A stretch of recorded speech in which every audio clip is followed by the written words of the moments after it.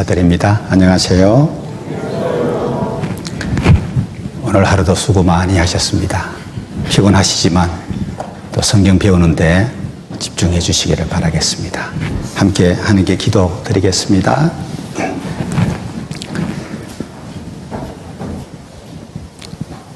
천지 만물을 능력으로 창조하시고 인간의 역사를 하나님의 뜻대로 주관하시고 다스리시는 하나님,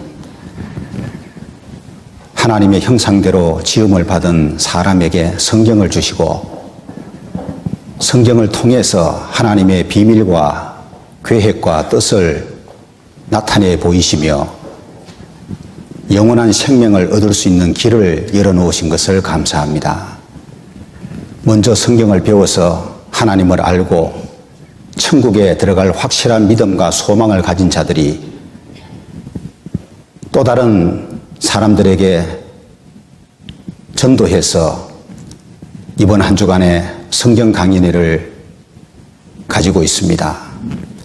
성경 앞에 나온 모든 사람들 하나도 이루어지지 않기를 원하시고 한 영혼이 구원을 얻고 천국 가는 것을 온 천하를 얻는 것보다 귀하게 여기시는 하나님의 온전하신 뜻이 이루어지기를 바랍니다.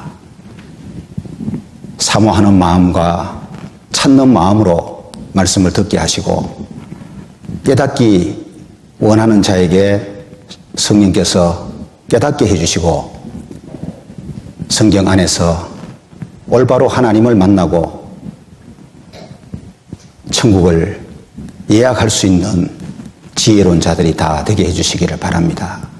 이 시대를 분별할 수 있게 하시고 옳은 것을 스스로 판단할 수 있게 지각을 더해 주셔서 오늘도 배우는 말씀이 마음에 깨달아지고 믿어질 수 있게 해 주시옵소서. 구원을 얻기에 합당한 마음이 될 수 있도록 준비시켜 주시고 친히 하나님께서 인도하여 주시옵소서. 온 세상의 구주가 되시는 예수 그리스도의 이름으로 기도합니다. 아멘. 시작하는 말씀을 이사야서 41장에서 찾겠습니다. 이사야서 41장 구약 성경 1015페이지 정도 되겠습니다.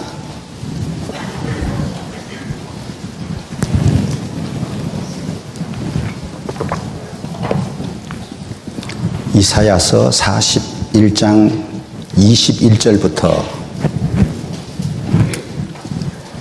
24절까지를 제가 읽겠습니다. 나 여호와가 말하노니 너희 우상들은 소송을 일으키라.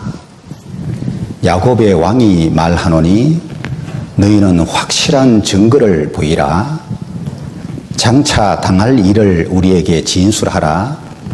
또 이전 일에 어떠한 것도 고하라.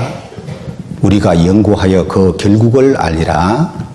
혹 장래사를 보이며 후래사를 진술하라. 너희의 신됨을 우리가 알리라. 또 복을 내리든지 화를 내리라. 우리가 함께 보고 놀라리라. 과연 너희는 아무것도 아니며 너희 일은 허망하며 너희를 택한 자는 가정하니라. 됐습니다.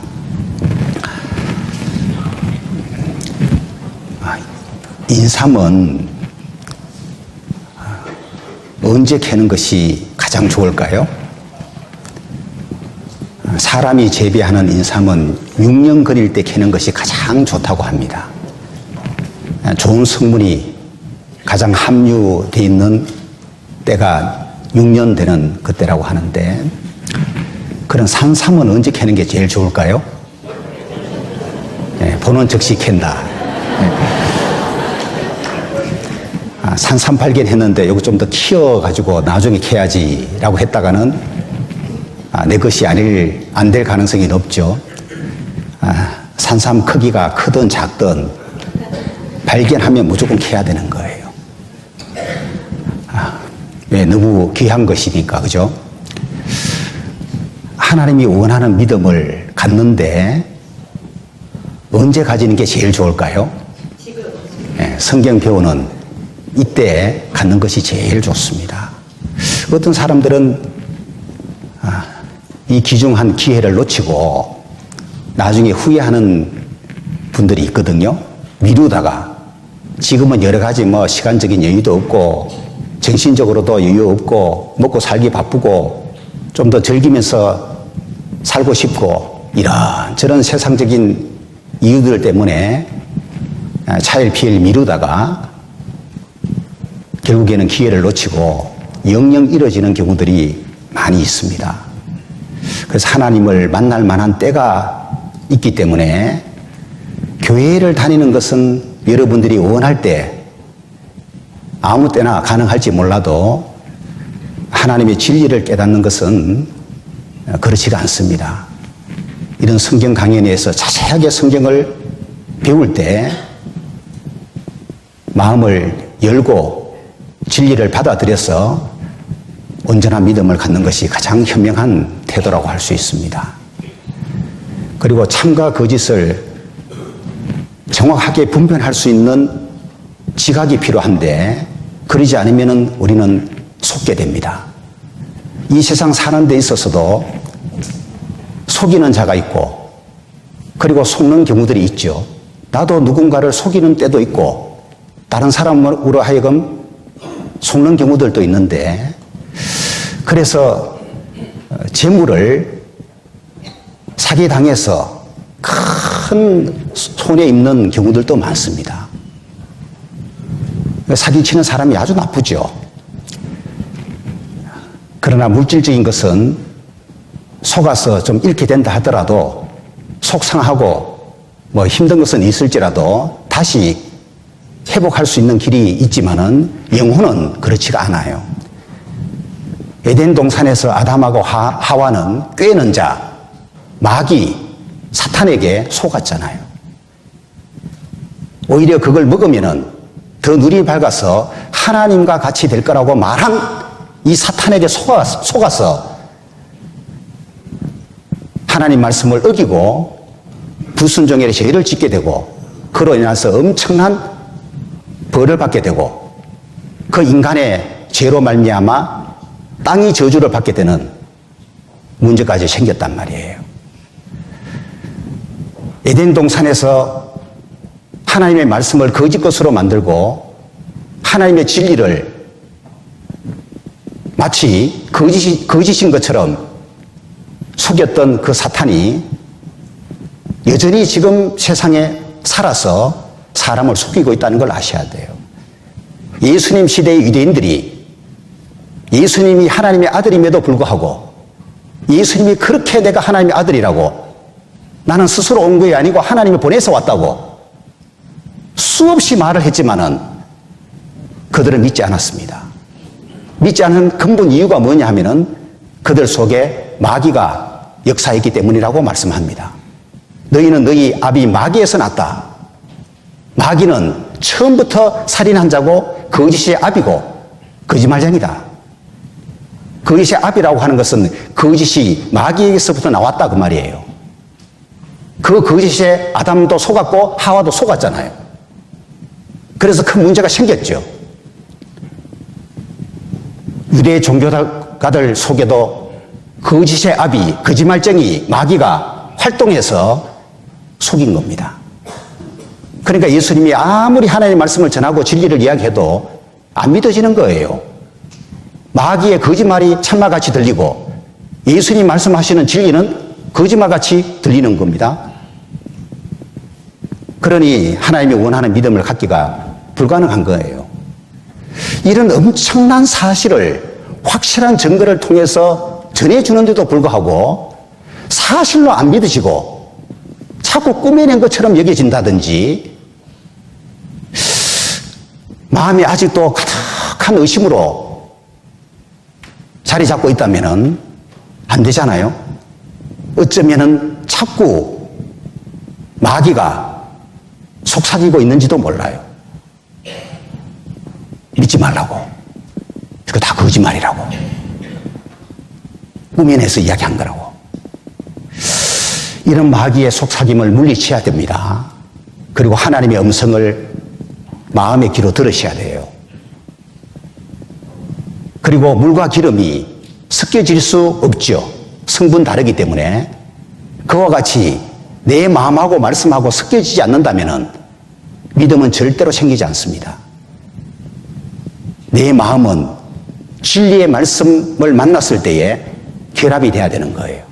그때 온전한 믿음이라는 게 생기는 거고, 그동안에 진리의 말씀을 배우지 못해서 하나님을 부정하고 살았다 할지라도 성경을 제대로 배우면서 마음을 바꾸는 겁니다. 야, 하나님이 살아계시는 게 맞구나.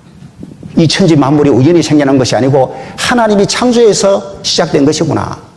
사람도 원숭이가 진화된 것이 아니고 하나님 형상대로 하나님이 창조한 게 맞구나. 성경은 인간이 꾸며낸 이야기도 아니고 세상 종교의 경전도 아니고 정말 하나님의 말씀을 담아놓은 책이구나.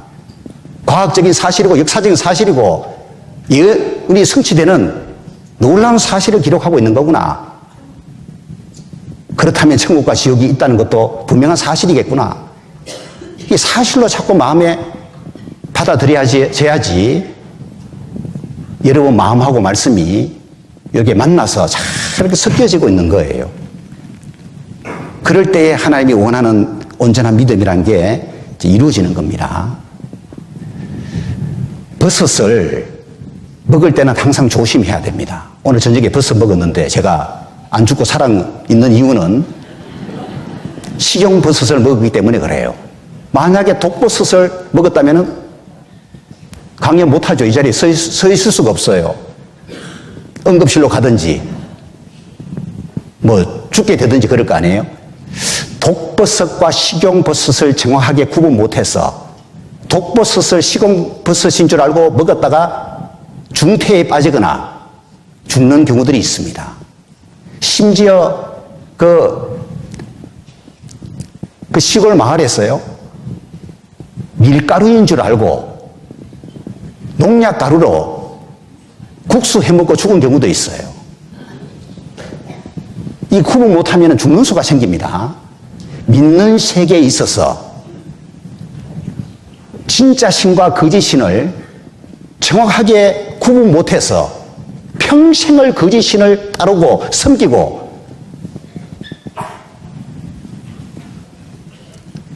돈 갖다 바치고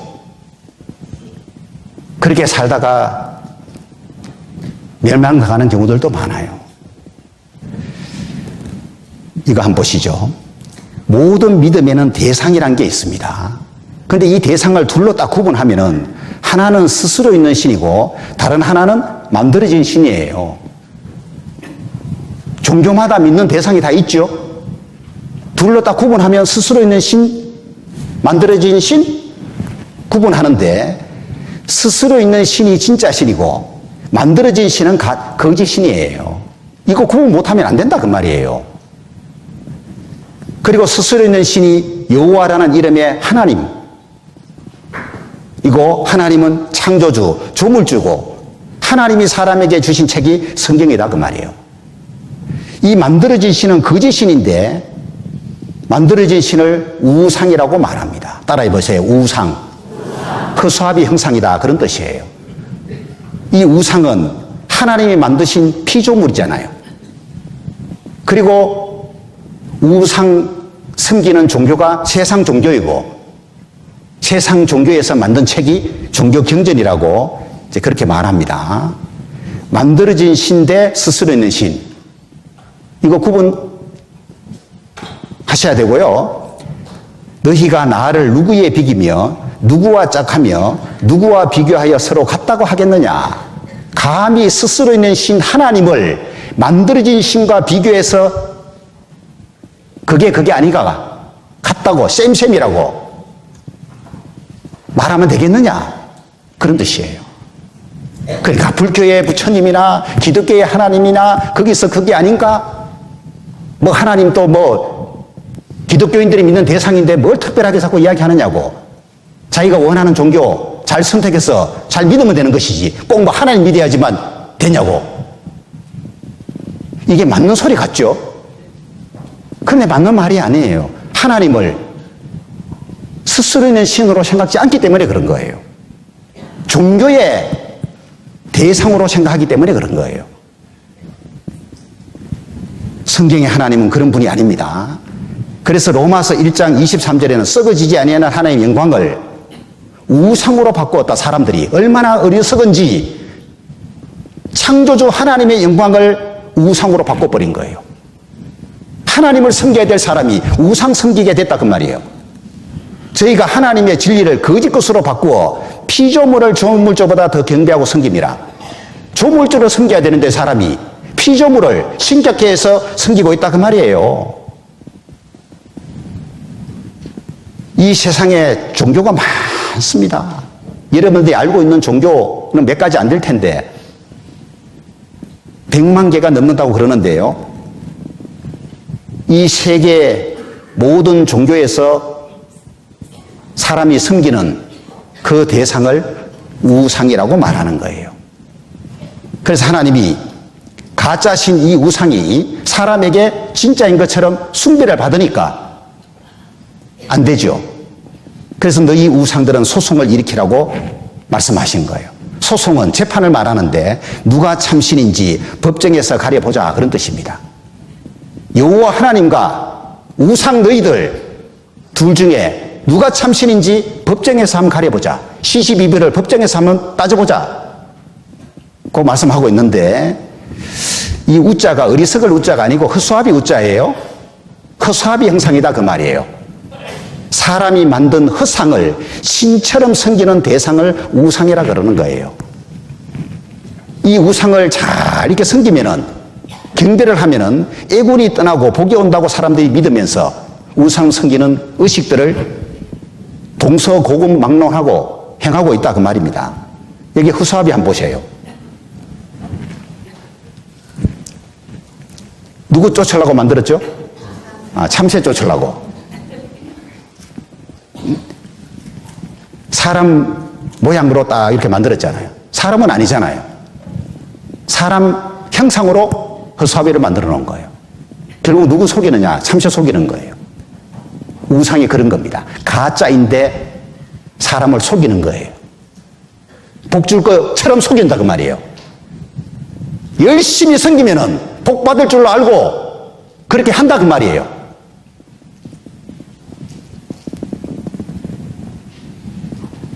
요즘 참새는 영악해서 잘 속도 안 는답니다. 허수아비.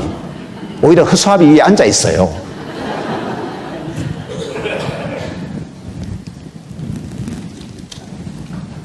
하나님이 말씀하십니다. 사람마다 우준하고 무식하도다. 우상 섬기는 사람을 하나님은 우준하고 무식하다고 말합니다. 우상은 거짓 것이요 그 속에 생기가 없다. 우상은 거짓입니다.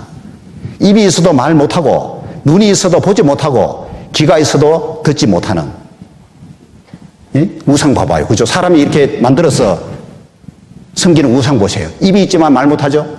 눈이 있지만 보지 못하죠. 귀가 있어도 듣지 못하죠. 근데 무슨 사람에게 복을 주거나 도움을 주겠냐 그 말이에요. 안 되지.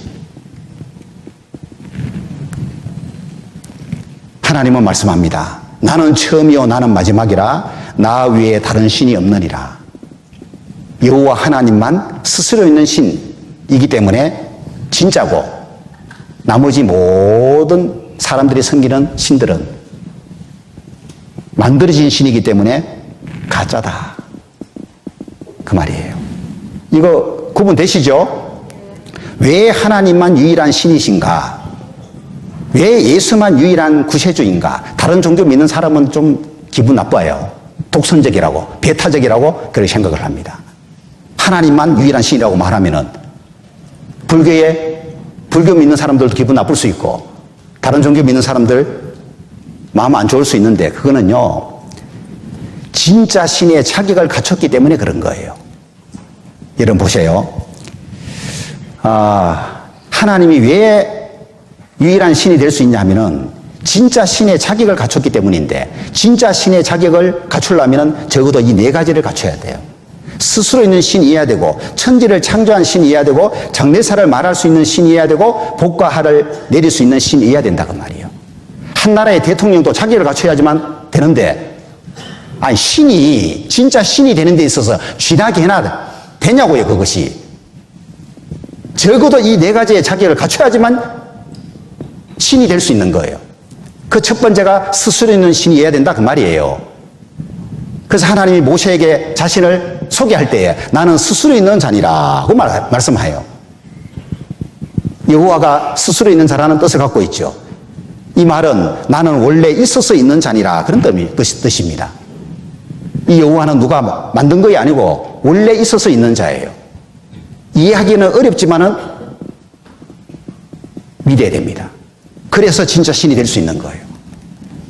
스스로 있는 신 외에는 전부 만들어진 신인데 누가 만들었을까요? 사람의 손으로 지은 신들을 가리켜서 만들어진 신이라 그런 거예요. 우리 조상들이 옛날부터 봐요. 섬겼던 이 우상들, 칠성신, 산신, 토지신, 선왕신, 용신, 삼신, 장군신, 일월성신, 목신, 석신, 신상, 유골, 호신부, 숨 넘어가겠네요. 이런 것들을 아직도 섬기는 분들이 있어요. 저 시골에 가면은 막 삼신 단지도 섬기고. 두 번째는 천지를 창조한 신이어야지만 진짜 신이 돼요. 예레미야 10장 10절에 보면 오직 여호와는 참 하나님이시요 사실은 하나님이시다 라고 말하고 있는데, 그러면서 천지를 짓지 아니한 신들은 땅 위에서 이 하늘 아래서 망하리라 하라. 천지를 지은 신만 진짜고 천지를 짓지 않은 신은 가짜인데, 이게 보면 참 하나님이라는 말은 영어 번역에는 the true God, 진짜다 그 말이에요. 여호와가 진짜 신이다 그 말이에요. 그리고 사신 하나님이란 말은 살아있는 신이다 그 말이에요. 여호와가. 영원한 왕이란 말은 영원히 존재하는 신이다 그 말이죠. 이 여호와 외에는 다른 신이 없다는 걸 말하고 있는 겁니다. 또 하나는 미래를 예언할 수 있는 신이어야 돼요. 그래서 하나님이 확실한 증거를 우상들에게 요구하셨는데, 이거 보면은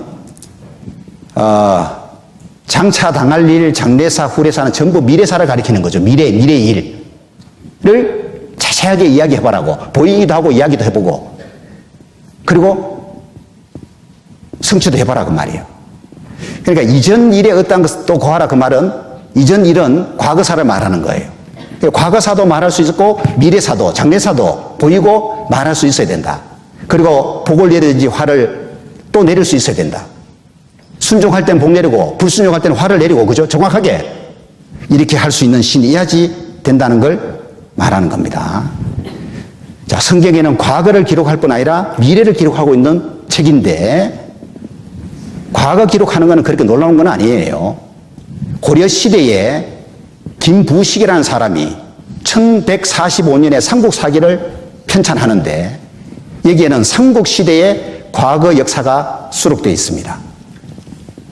가능하잖아요. 그죠? 어느 자료를 통해서 기록하는 게 가능한데, 불가능한 게 뭐예요? 앞으로 다가올 조선시대의 역사를 미리 기록하는 거 가능해요? 불가능해요? 이거는 불가능한 거예요. 그러니까 선덕여왕 이야기는 삼국사기에 나오지만은 세종대왕 이야기는 쓸 수가 없다 그 말이에요. 신라시대에 김유신 장군 이야기는 나옵니다, 삼국사기에. 그러나 조선시대의 이순신 장군 이야기는 나올 수가 없는 거예요. 사람이 미래를 알 수가 없는데 어떻게 기록하냐고요. 이게 인간의 한계죠. 근데 성경은 과거뿐만 아니라 미래를 기록하고 있다고 하는 거예요. 여러분, 구약 성경에 수천 개의 예언이 나오는 거 아시죠? 애매모호한 예언들이 아니고 너무나도 구체적이고 자세해요. 이 예언들이 정확하게 성취되지 않으면은 예언의 진실성에 의심을 받을 수밖에 없죠. 정확해야 됩니다, 예언은. 놀랍게도 이 예언들이 기록된 이후 수백 수천 년의 세월이 흐르면서 성취가 되는 거예요. 자,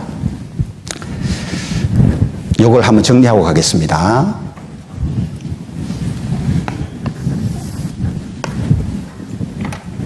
이 십자가는 예수님을 가리킵니다.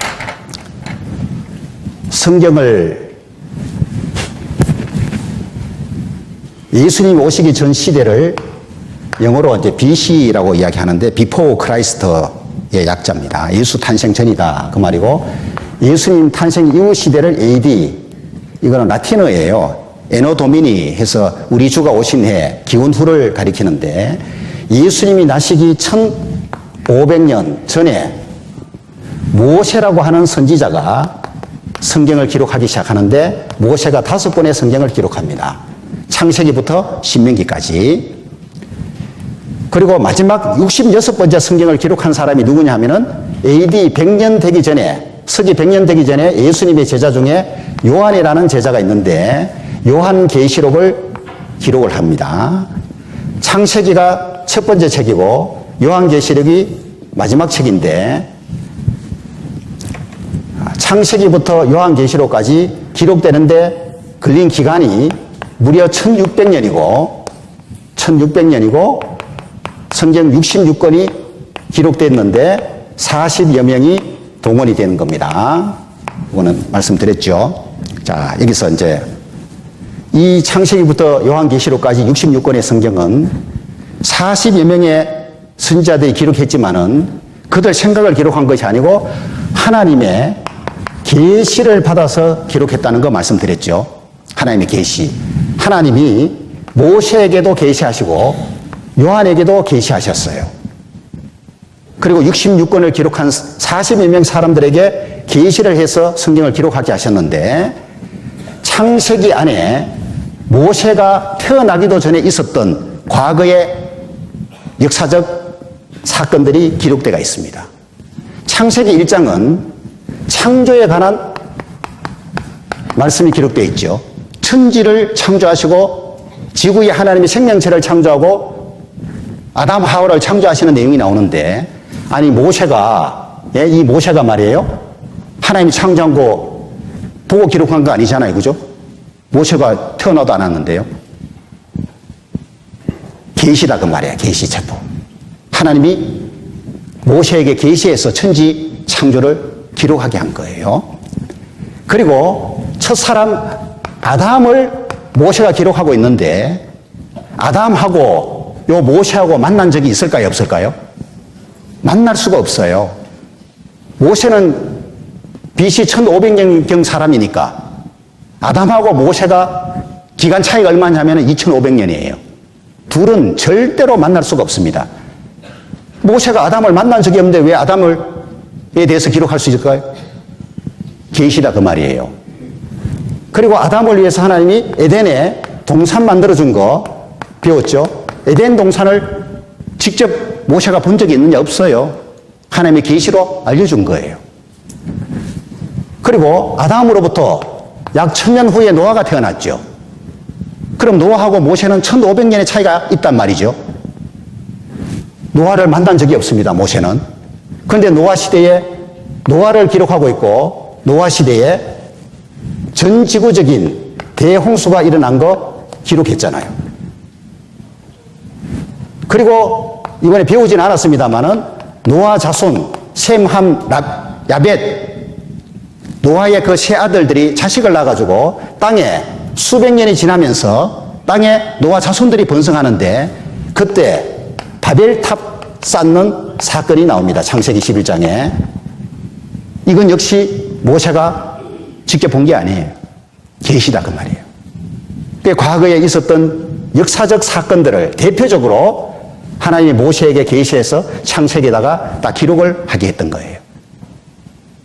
근데 모세가 기록한 성경이 창세기뿐만 아니고 그 다음에 출애굽기고 레위기, 그 다음에 민수기, 신명기 이런 책인데, 어제도 좀 살펴봤는데요. 이스라엘 민족이 불순종해서 하나님 형벌 내릴 때에 레위기 26장 33절에 내가 너희를 열방 중에 흩을 것이요. 기억나십니까? 칼을 빼어 너희를 따르게 하리니 너희 땅이 황폐하고 황무하리라. 레위기 26장 33절에 기록되어 있는데 모세가 기록했거든요. 그러면 창세기의 사건들은 모세가 나기 전 과거에 있었던 일을 기록했다면 레위기에 기록된 내용 중에는 언제적을 기록해요? 이미 예수님을 배척함으로 말미암아 유대인들이 받게 될 먼 미래의 역사를 기록하고 있는 거잖아요. 맞습니까? 신명기도 마찬가지예요. 신명기도. 어제도 잠깐 봤습니다. 여호와께서 너희를 멸하시기를 기뻐하신다. 여호와께서 너희를 이 땅에서 저 땅으로 흩어버릴 거다. 신명기 내용 중에도 먼 미래에 일어날 일을 하나님이 모세를 통해서 기록하게 하신 거예요. 이게 성경이에요. 그러니까 하나님이 계시를 통해서 과거도 기록하고 미래도 기록하는 거예요. 더군다나 요한계시록은 주로 우리 시대와 이후 시대에 일어날 미래사를 아주 구체적으로 기록하고 있는 책인데 오늘 이걸 배우게 됩니다. 그 성경을 기록하는 기간을 현재로 본다면 성경 안에는 과거도 기록되어 있고 미래도 기록되어 있고 성경 전체 중에서 예언의 말씀이 약 30% 정도 됩니다. 이미 이루어진 것이 80%가 넘고 앞으로 이루어질 예언이 20%도 안 된다고 그럽니다. 성경학자들이 말하는 것이 제가 볼 때도 그래요. 성경의 예언이 거의 다 성취되고 앞으로 성취되어야 될 말씀은 얼마 남지 않았다. 그렇게 볼 수가 있습니다. 자, 이사야서 43장.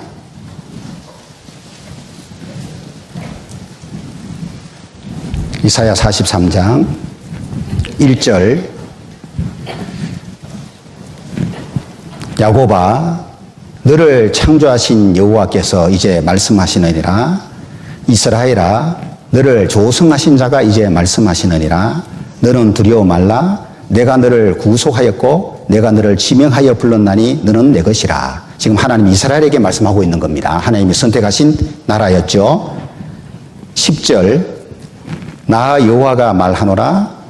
너희는 이스라엘 너희는 나의 정인 나의 종으로 택함을 입었나니 이는 너희로 나를 알고 믿으며 내가 그인 줄 깨닫게 하려 함이라. 나의 전에 지음을 받은 신이 없었느니라. 나의 후에도 없으리라. 어제 이어서 이스라엘 역사를 말씀드릴 텐데, 자, 이스라엘 땅 모양이 이렇게 생긴 거 어제 말씀드렸죠. 이스라엘을 하나님이 선택을 하셨는데 선택하신 목적이 있죠. 크게 세 가지입니다. 바로 여호와 하나님의 증인으로 선택을 했고, 두 번째는 성경을 기록을 하고 보존하게 하려고 선택을 했고, 세 번째는 하나님의 아들이신 예수님이 이 세상에 오시는 통로 역할을 하도록 선택을 했다. 그 말입니다. 그 성경을 기록하고 보존하는 거 어제 말씀드렸고, 예수님이 이스라엘 땅에 태어나신 거 또 어제 배웠는데, 자, 오늘은 여호와 하나님의 증인이라고 하는 이 역할을 중점적으로 좀 배우겠습니다. 좀 전에 읽었던 이사야 43장 10절 하나님이 말씀하시기를 너희는 나의 증인 그랬을 때 이 너희가 누군지 아시죠? 이스라엘 가리키는 거예요. 일절하고 연결시켜야 됩니다. 하나님이 지금 이스라엘에게, 하나님이 선택하신 이스라엘에게 말씀하고 있는 거니까 이 너희를 이방 나라가 들어가면 안 되는 거예요. 유대인 이스라엘 사람들을 가리키는 겁니다. 그래서 이스라엘을 나의 증인으로 택했다고 지금 말씀하는데 특히 목적이 뭐냐? 자, 하나님이 선택하신 증인 이스라엘로 하나님을 알고 믿게 하는 거. 이스라엘이 증인 역할을 잘해서 하나님을 알게 하고 믿게 하는 요 목적으로 택했다 그 말이에요. 그리고 이스라엘이 하나님을 깨닫게 해줘야 돼요. 내가 그인 줄 깨닫게 하려면이라 그랬죠. 그 말은 하나님이 참 신이요, 하나님이 유일한 신이요, 하나님만 구원자라는 거 요거 깨닫게 해야 되는 거예요. 누가 해야 돼요? 증인인 이스라엘이. 그러니까 하나님이 하나님을 알게 하는 거, 하나님을 믿게 하는 거, 하나님을 깨닫게 하는 데 있어서 증인을 사용했다 그 말이에요. 법정에서 재판할 때 성소하기 위해서 증인 역할 중요하죠. 확실한 증인이 있고 없고는 큰 차이예요. 그리고 확실한 증거가 있으면은 그 재판은 무조건 이기는 거예요. 확실한 증인이 있고 확실한 증거가 있으면 이깁니다. 무조건. 이 성경의 여호와 하나님이 진짜 신이고 유일한 신이고 구원자라는 것을 알게 하고 믿게 하고 깨닫게 하는 데 있어서 하나님이 증인을 필요로 했던 거예요. 그 증인이 바로 이스라엘이다 그 말입니다. 그래서 이스라엘 민족의 역사가 미리 기록되어 있는데 기록된 대로 그대로 역사 속에 성취가 돼요. 이걸 통해서 하나님이 진짜 신이 아니냐 그거예요. 하나님은 우상하고 다르다는 거. 과거뿐만 아니라 미래를 정확하게 알고 있기 때문에 말할 수 있고 능력이 있기 때문에 성취할 수 있다는 걸 보여주는 거예요. 그래서 모든 나라 역사를 성경에 기록한다면 이거 어떻게 갖고 다니겠습니까? 그럴 필요가 없어요. 대표적으로 본보기로 한 나라를 택해서 그 나라의 역사를 미리 기록하고 때가 되면은 수십 년 후, 수백 년 후, 수천 년 후가 되면 그대로 성취되는 걸 보여주려고 하는 거예요. 그래서 여호와라는 하나님이 얼마나 위대한 신인지 참신인지 깨닫도록 한다 그 말입니다. 어제는 이스라엘이 불순종해서 형벌받은 말씀들을 주로 살펴봤는데 그건 역시 다 사실이에요. 자, 요거 영상을 하나 보여드리겠습니다. 어제 말씀을 정리할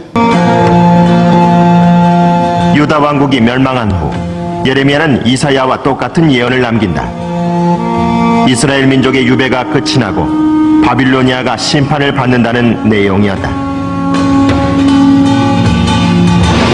이 땅에 살던 민족은 70년 동안 바빌로니아 왕을 섬길 것이다. 그렇게 70년이란 기한이 다 차면 내가 바빌로니아 왕과 그 민족과 바빌로니아 땅의 죄를 벌하며 내가 그곳을 영원한 황무지로 만들어 버리리라. 지금 영상에서 계속 반복해서 나온 그 메시지가 있었죠. 선지자 이름을 이야기하면서 미가든 예레미야든 이사야든 그죠? 그들의 예언이 적중했다는 표현들이 계속 나왔죠. 사실입니다. 불순종한 이스라엘 민족에게 하나님이 내리겠다고 말씀하셨던 화가, 저주가 역사 속에 그대로 적중한 거예요.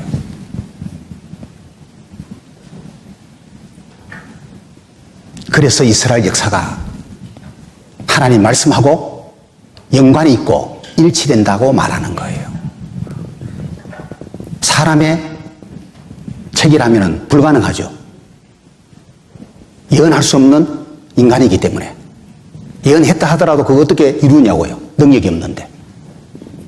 그럼 헛소리에 지나지 않거든요. 하나님은 말씀하신 것을 반드시 성취하시는 분이에요. 그래서 우리로 하여금 하나님에 대한 믿음을 갖게 하는 겁니다. 자, 동일한 구약 성경에 또 무엇이 기록되어 있냐면은 이스라엘의 회복에 관한 많은 말씀들이 예언이 되어 있는데 성경의 예언이 성취되는 역사를 보여주는 거예요. 그리고 이스라엘이 회복되는 과정 속에서 하나님의 능력과 기적이 나타나 있다는 걸 보여주는 겁니다. 일반 역사라면은 어림도 없는 일들이, 있을 수가 없는 일들이 이스라엘 역사 속에는 일어나는 거예요. 계란을 들고 바위를 치면은 뭐가 깨어져야 정상이죠? 계란이 깨어지는 게 당연하잖아요. 그런데 기적이란 말은 뭐가 깨어진다는 말일까요? 바위가 깨어지는 거예요. 그게 이스라엘 역사예요. 계란이 깨어져야 당연한데 바위가 깨어져요. 이런 놀라운 하나님의 기적이 또 구약 성경에 자세하게 예언이 되어 있는데 이런 것들을 좀 확인하면 좋겠어요. 그래서 불순종해서 멸망당했던 이스라엘이 회복된다는 말은 나라를 다시 세우는 거, 건국한다 그 말입니다. 독립, 건국. 전 세계 100개, 130개가 넘는 나라에 흩어졌죠. 분산. 거기서부터 돌아오는 거예요. 귀한. 학살당하던 유대인들이 이제는 강국을 이루어서 지배받는 나라가 아니고 세계를 지배할 정도의 강대한 나라를 이루는 것. 이것이 회복입니다. 그래서 불순종해서 이스라엘이 형벌받았을 때 나라가 망했습니다. 바빌론에 의해서 망하고 로마에 의해서 망하고 전 세계에 흩어지고 학살당하는 순환의 역사였지만 하나님은 때가 되면은 이스라엘의 죄를 용서하고 회복시켜 주실 것을 말씀하고 있는 거예요. 그래서 회복의 첫 시작이 건국이거든요. 1948년 5월 14일 날 이스라엘이 건국을 하게 됩니다. 이게 우연이 아니고 성경의 예언이 성취되는 거다 그 말이에요. 나라가 망한 지 1900년 만이고 그 땅에서 쫓겨난 지 나라가 망한 지 2600년 만에 그 땅에서 쫓겨난 지 1900년 만에 이스라엘이 건국했는데 결코 우연이 아닙니다. 예언이 성취된 거다 그 말이에요. 구약 성경 39권을 역사서, 체험서, 예언서로 구분하는데 역사서 17권 중에 이스라엘 민족의 회복을 가장 자세하고 많은 양으로 기록하고 있는 책이 신명기예요. 모세가 기록한 신명기. 그리고 예언서 17권 중에는 이사야, 예레미야, 에스겔, 아모스, 미가, 스바냐, 스가랴 이런 책들이 이스라엘의 회복을 주로 예언하고 있는 책이다 그 말이에요. 예언서는 2600년에서 2700년에서 2400년 사이에 기록된 책이에요. 7권이. 모세가 기록한 신명기는 3400년 전에 기록되는 거예요. 이게 수천 년의 시간을 뛰어넘고 성취되는 걸 우리에게 보여주는데 이거 볼까요? 이게 이제 이스라엘 건국 당시에 초대 수상인 벤구리온이 독립선언문을 낭독하고 있는 모습인데 이스라엘 건국에 관한 예언이 2700년 전 이사야 선지자가 기록한 이사야 66장 7절 8절에 예언이 되어 있는 거예요. 이스라엘을 시온이라고도 부른다 그랬죠. 시온산이 있어서. 시온은 이스라엘은 구로 하기 전에 생산하며 고통을 당하기 전에 남자를 낳았다. 해산 고통을 거치하지만 임신부가 아이를 낳잖아요. 그런데 그 전에 이스라엘은 남자를 낳았다고 하면 이스라엘 탄생을 가리키는 거예요, 이게. 한 생명이 탄생하는 걸 통해서 이스라엘의 탄생, 건국을 비유로 설명하고 있는 겁니다. 이러한 일을 들은 자가 누구이며 이러한 일을 본 자가 누구이냐. 나라가 어찌 하루에 생기겠으며 민족이 어찌 순식간에 나겠느냐. 그러나 시온은 구로하는 적시에 그 자민을 순산하였도다. 이런 경우는 없다 그 말입니다. 일반 나라로는. 어찌 나라가 하루에 생기고 민족이 순식간에 나겠냐고. 이스라엘 건국 과정 보면은 정말 순산한 거예요. 난산이 아니고 순산. 힘을 하면 막 줬는데 애가 나버리는 거예요. 이런 경우는 없잖아요. 그죠? 뭔가 산통을 거쳐야지만 그 몇 시간이든 간에 4일 만에 산통 겪고 출생한 아이 어제 봤잖아요. 월요일 날에, 화요일 날에 만시한 거. 대부분 한 나라가 지배에서 벗어나기 위해서 그런 과정을 거칩니다. 우리도 36년간 일제 지배하에 있을 때에 거기에서 해방하기 위해서 얼마나 많은 독립투사들이 희생을 당했냐고요. 속국에서 벗어나는 게 쉬운 일이 아닙니다. 이스라엘은 2600년 동안 나라가 망하고 1900년 동안 그 땅에서 쫓겨나서 디아스포라 국제고아 떠돌이 생활을 했다 그 말이에요. 그런데 이스라엘 땅에 다시 나라를 세운다고 하는 것이 기적이 아니고 뭐냐 그 말이에요. 그것이 하나님의 때가 되니까 하나님의 역사로 쉽게 이루어지는 거예요. 그래서 이걸 구로하는 즉시에 그 말은 진통 없이 이스라엘이 탄생하게 된 걸 말하는 겁니다. 이 예언의 말씀이 1948년 5월 14일 날 성취가 된 거예요.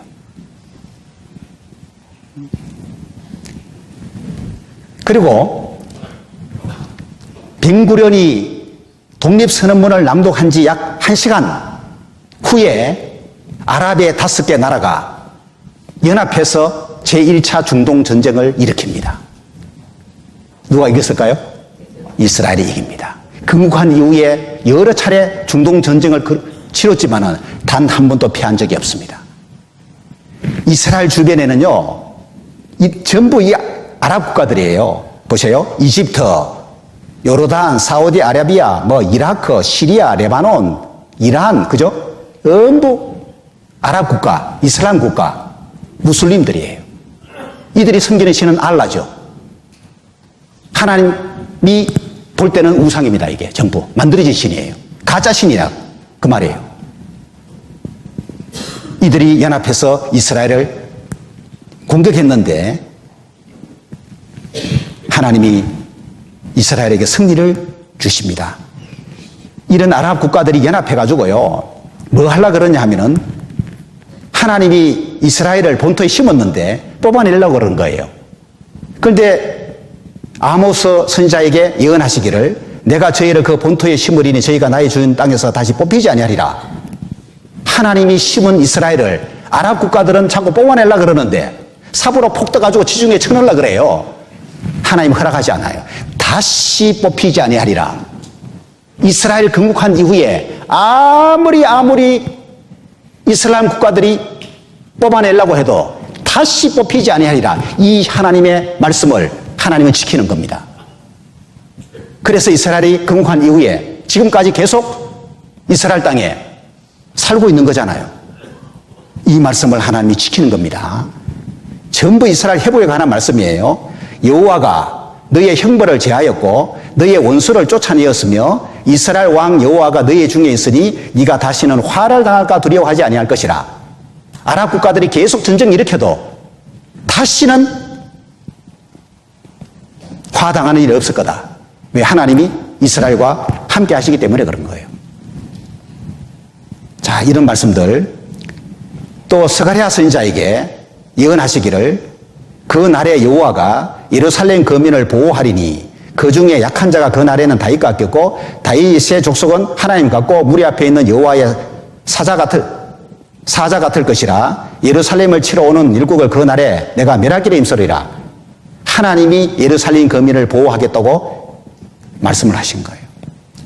거기다가 미가 선지자에게는 강한 나라가 되게 하고 예루살렘의 나라가 네게로 돌아오리라고 약속한 거예요. 이스라엘이 강국이 되고 빼앗겼던 예루살렘을 차지하게 되는 일이 있을 것을 예언하고 있는 겁니다. 자, 신명기,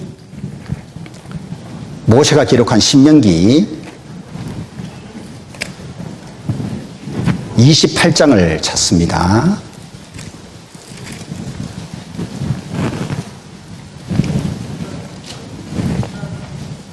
신명기 28장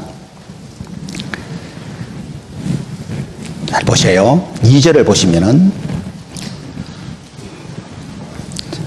이스라엘과 언약을 세웠죠. 2절 내가 네 하나님 여호와의 말씀을 순종하면 이 모든 복이 네게 임하며 네게 미치리니.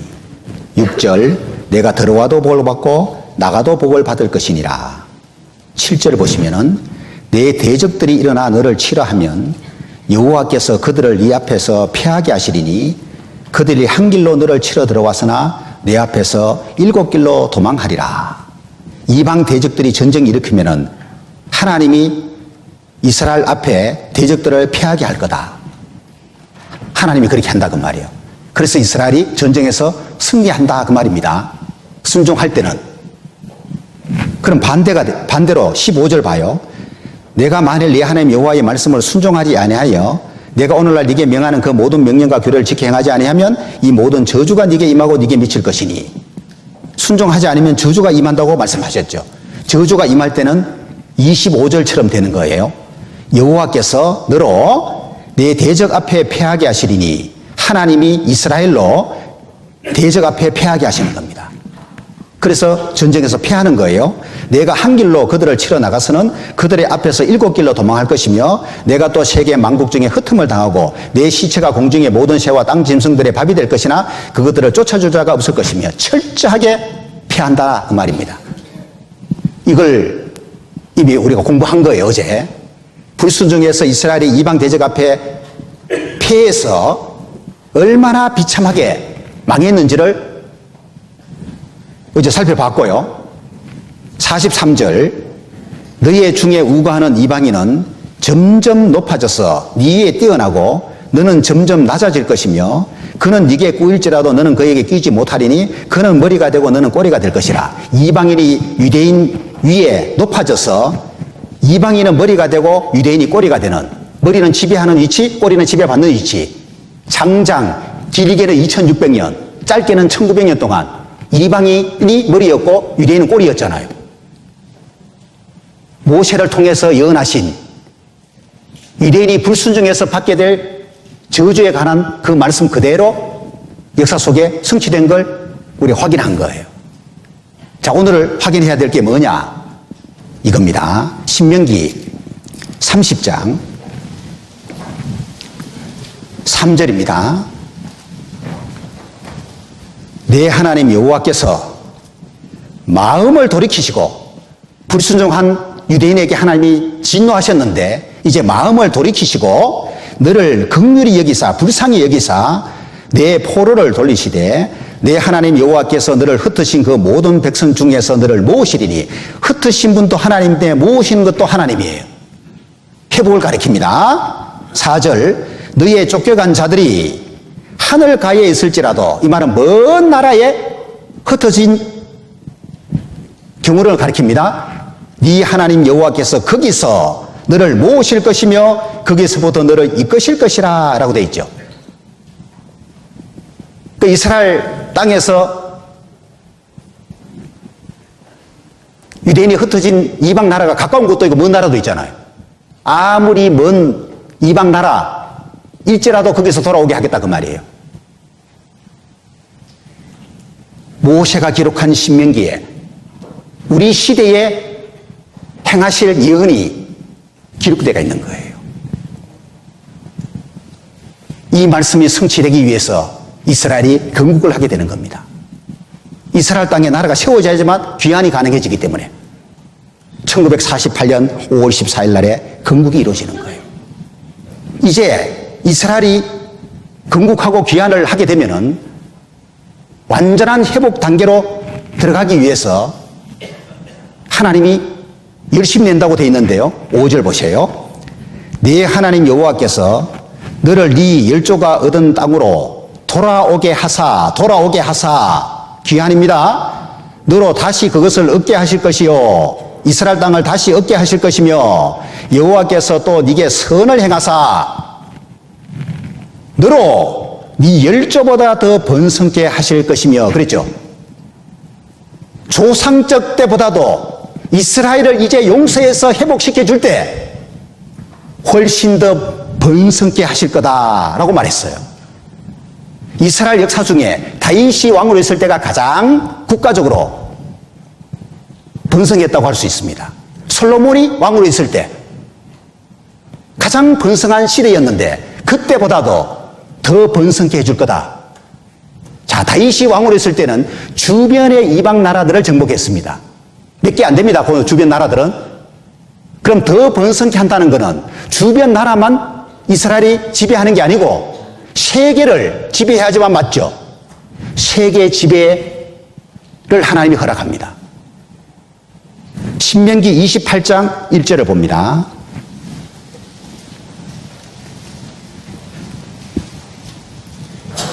1절 내가 내 하나님 여호와의 말씀을 삼가 듣고 내가 오늘날 이게 명하는 그 모든 명령을 지켜 행하면은 내 하나님 여호와께서 이스라엘 너를 세계 모든 민족 위에 뛰어나게 하실 것이라 라고 말씀했죠.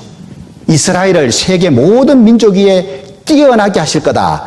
뛰어나게 하다가 히브리 원어가 알라라고 하는 단어인데 올라가다는 뜻을 갖고 있는 단어예요. 이거 뭘 말하냐면은 유대인의 세계 속의 유대인의 위치를 말하는 거예요. 아시겠죠? 세계 모든 민족 중에 유대인의 지위가 탁월하고 유대인의 위치가 가장 뛰어날 거다 그 말이에요. 우리가 알고 있는 대로는 상식적으로는 세계에서 가장 큰 영향력을 미치는 나라가 미국이라고 알고 있죠. 미국의 정치의에 좌지우지하는 실세가 유대인인 거 아시죠? 그거 확인하면 이 말씀 이루어졌다는 거 알 거예요. 트럼프까지도, 미 대통령 트럼프까지도 유대인들이 조종합니다. 그래서 유대인이 원하는 목적을 이루어가는 거예요. 28장 12절을 보죠. 여호와께서 너를 위하여 하늘의 아름다운 보고를 열어사 내 땅에 때를 따라 비를 내리시고 복 주겠다 그 말이죠. 내 손으로 하는 모든 일에 복을 주시리니 네가 많은 민족에게 구워줄지라도 너는 꾸지 아니할 것이요 여호와께서 너로 머리가 되고 꼬리가 되지 않게 하시며 위에만 있고 아래에 있지 않게 하시리니 네가 많은 민족에게 구워준다. 이게 요즘 말로 이야기하면은 경제적 원조라는 뜻입니다. 유대인이 많은 민족에게 경제적인 원조 해줄 거다 그 말이에요. 거기에다가 13절에 이스라엘을 머리가 되고 꼬리가 되지 않게 하고 위에만 있고 아래에 있지 않게 할 거다. 이스라엘의 위치가 이제 어디예요? 머리고 위에 있다 그 말이에요. 그래서 경제적인 원조를 하는 나라가 정치나 외교적으로 상당한 영향력을 행사하는 거 맞죠?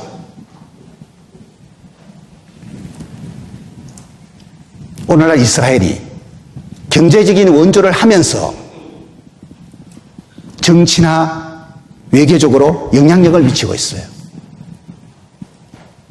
특히 미국 내에 유대인들이 막강한 파워로 엄청난 영향력을 행사하고 있는데 이거를 확인할 필요가 있습니다. 여기를 보시면은 유대인이 세계를 지배하는데 5가지 방법을 사용을 합니다. 첫 번째는 세계 최대의 정치력 및 군사력을 자랑하는 미국을 완전히 장악하여 미국 힘을 활용하는 거예요. 이게 첫 번째 방법이에요. 누구 장악한다고요? 미국을 유대인들이 장악해서 미국의 힘을 활용하는 거죠. 이렇게 지금 하고 있잖아요. 예전부터 이렇게 했습니다. 두 번째는 세계의 에너지를 지배하기 위해서 석유 유통을 장악합니다. 세 번째는 세계 식량을 지배하기 위해 곡물의 유통을 장악합니다. 네 번째는 세계의 정보를 지배하기 위해 통신사, 신문사, 방송사, 언론을 장악합니다. 다섯 번째는 세계의 금융을 지배하기 위해 거대 자본을 장악합니다. 크게 이 5가지를 딱 장악해서 세계 지배하는 일을 착착 이루어가는데 첫 번째 방법이 미국을 장악한다 그랬죠. 이미 1996년 7월 25일 뉴스플러스에 실린 기사입니다. 미국의 의회 행정부 유태인 손에 놀아난다. 이런 기사가 실리는 거예요. 이스라엘 로비 기관인 에이팍 또는 에이펙이 배후에 조정하고 있다는 이제 이런 내용이고, 또 주간조선 1998년 10월 22일자에 특집 유대인 파워라는 제목으로 3장에 걸쳐서 기사가 실렸는데 큰 타이틀이 다윗의 별이 세계를 지배한다 그랬죠. 다윗의 별은 이스라엘 국기를 가리키는 거예요. 이스라엘이 세계를 지배한다. 막강한 자본력으로 선진국의 정치나 경제나 언론계를 장악한다. 막강한 자본력 그랬죠. 구워준다고 말했죠. 경제적인 원조를 말하는 거예요. 막강한 자본력을 갖고 있다 보니까 경제적으로 원조해주면서 선진국의 정치나 경제나 언론계를 딱 장악하고 있는 거예요.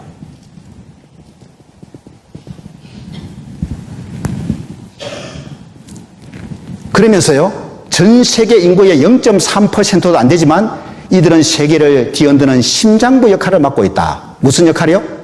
심장. 전체 유대인 인구가 전 세계 0.3%도 안 돼요. 극소수의 인구인데도 불구하고 세계를 뒤흔드는 심장부 역할을 맡고 있다.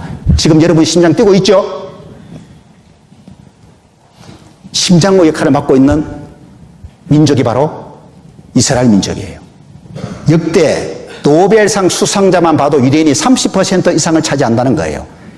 미국 전체 인구 3%가 안 되지만은 정치, 경제, 언론, 학계, 파워, 엘리트 중 가장 강력한 그룹을 형성하고 있다. 이 같은 사항은 러시아도 비슷하다. 미국, 러시아 다 해당돼요. 그래서 이렇게 유대계가 재계, 정계를 좌지우지하는 데는 언론 역할도 크다. 미국 뉴욕타임스 발행인 아스 슬츠버거, 워싱턴 포스트 명예회장, CBS 방송회장, 타임워너 회장, 월스트리트 CEO 피터 칸 등이 모두 유대인이다. 막 수두룩합니다, 유대인들. 미국 대통령 당선에도 결정적인 영향을 미친다는 내용입니다. 작년 12월 달에 트럼프 대통령이 예루살렘 선언했죠. 예루살렘을 이스라엘 수도로 선언해버렸죠. 그걸 통해서 재확인된 유대인의 힘이라는 내용입니다. 트럼프까지 움직여서 자기들이 원하는 예루살렘을 수도 삼는, 그래서 대사관을 텔아비브에서 예루살렘으로 옮기는 것까지 이루어져 버렸잖아요. 자, 현재 유대계 미국인들은 약 685만 6,300명으로 3억 2천만 명이 넘는 미국 인구의 2% 정도다. 미국에 살고 있는 유대인 숫자가 전체 미국인 중에 2%, 685만 명 정도라고 보면 돼요. 미국에 살고 있는 유대인. 700만 명이 좀 안 되죠.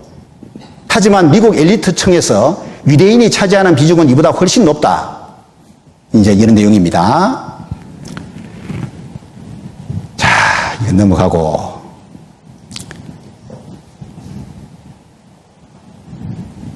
또 넘어가고. 여기 보시면은 동아일보에 실린 기사인데, 슈퍼파워 비유대인, 글로벌 파워, 미국도 못 건드리는 성역이라고. 미국에 있는 유대인의 파워를 그냥 파워가 아니고 슈퍼파워, 슈퍼맨 아시죠? 슈퍼파워. 파워가 뭐 엄청난 거예요. 혹시 유대인 싫어하는 분 계시면 좀 껄끄러울 수가 있어요. 지금 이 내용 들으면은. 지금 제가 뭐 유대인에게 얻어먹은 거 있는 것도 아니고, 유대인 편드는 것도 아니고요. 하나님이 선택한 나라가 성령대로 회복됐다는 걸 알려주기 위해서 이 말씀 드리는 거예요. 오해하지 마세요. 자, 무소불위 이스라엘 로비, 워싱턴에서 유대인에게 입을 보이면 못 살아남는다. 이런 말까지 합니다. 돈줄을 진 유대인이 미국 정치를 주물럭하고 있다. 이런 내용들. 2%의 유대인이 미국을 쥐락펴락하고 있다. 이런 거 뭐 상식입니다. 압력단체가 3,500개나 되는데 이것으로 미국 정치를 쥐락펴락, 쥐었다 폈다 한다.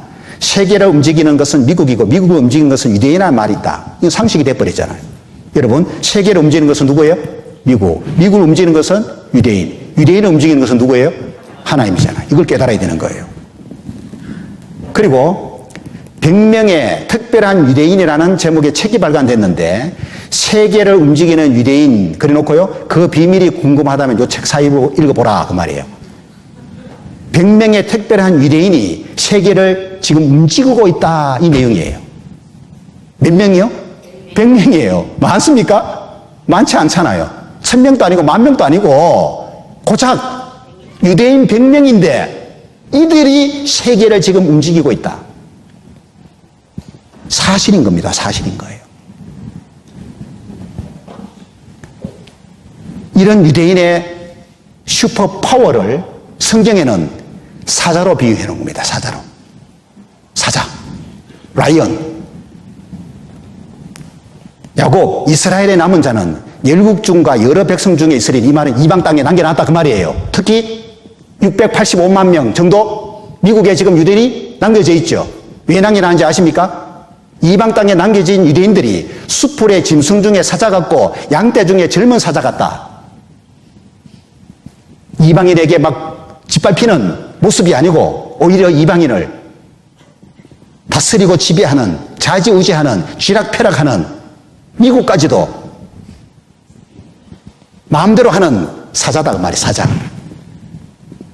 그건 늙은 사자가 아니고 젊은 사자.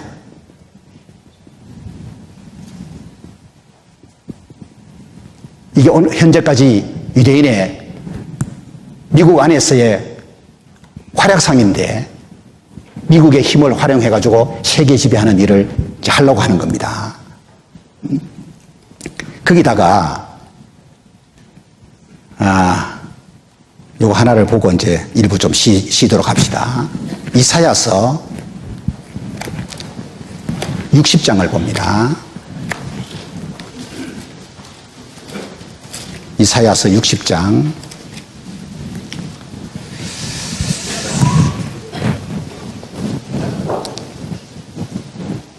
자, 이사야 60장 4절을 보시면 내 눈을 들어 사면을 보라. 동서남북 사면을 보라.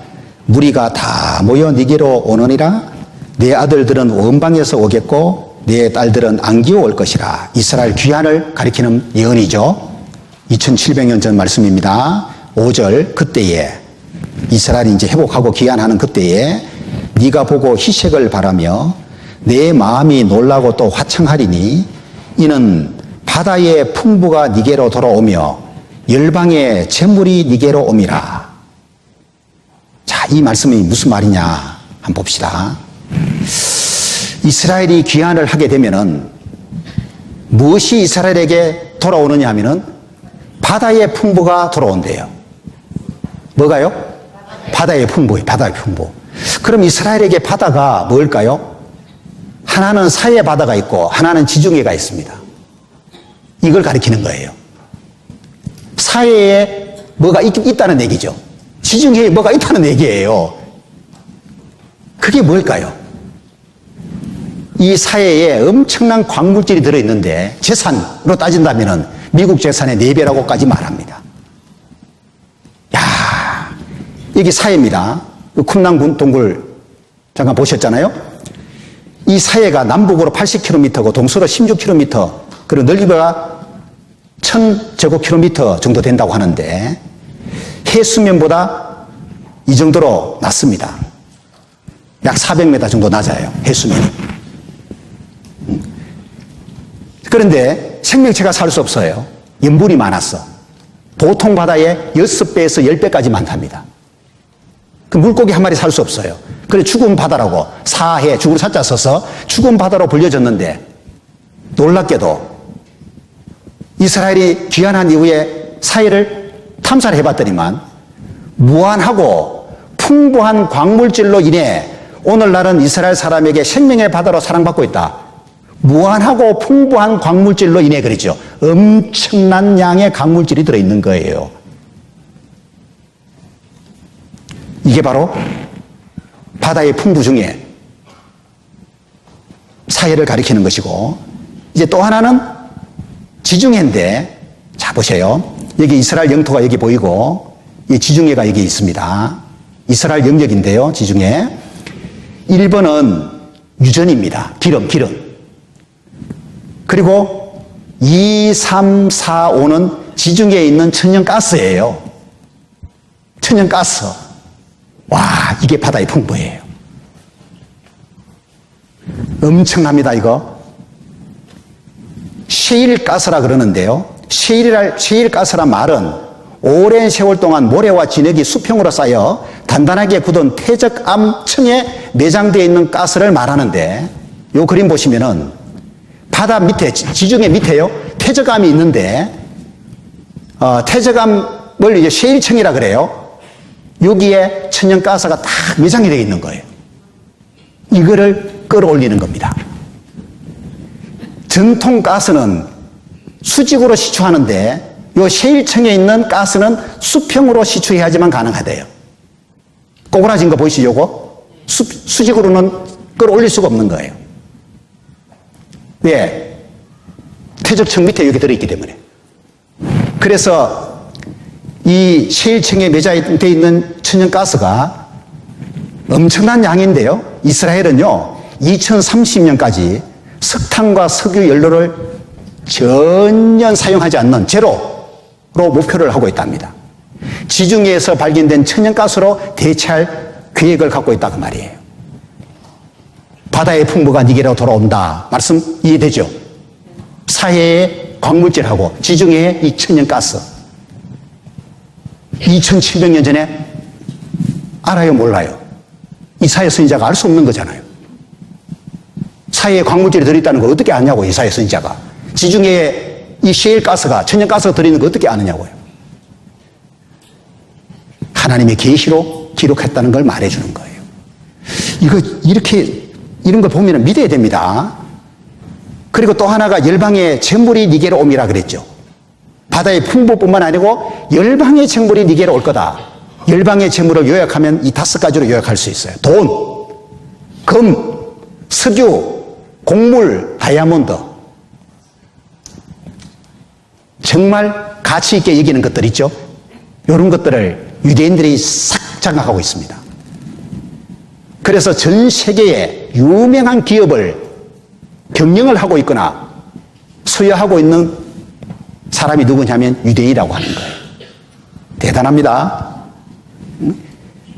미국과 영국에 의해 주도되는 세계 7대 석유 회사가 있는데 이걸 석유 메이저라 그래요. 7대 석유 회사 절반 이상이 유대인 소유입니다, 이게. 빌칭이 7자매, 세븐 시스터스라고 그러는데요. 금은 황금의 지배자들 그랬죠. 가장 유명한 세계 7대 석유 회사입니다. 그런데 놀라운 것이 뭐냐 하면은, 자, 이스라엘 석유 매장량이 2,400억 배럴이래요. 사우디아라비아가 1위고, 세계 1위고, 이스라엘이 2위랍니다. 이렇게 이스라엘 땅에요, 석유가 많이 매장되어 있는 걸 몰랐던 거예요.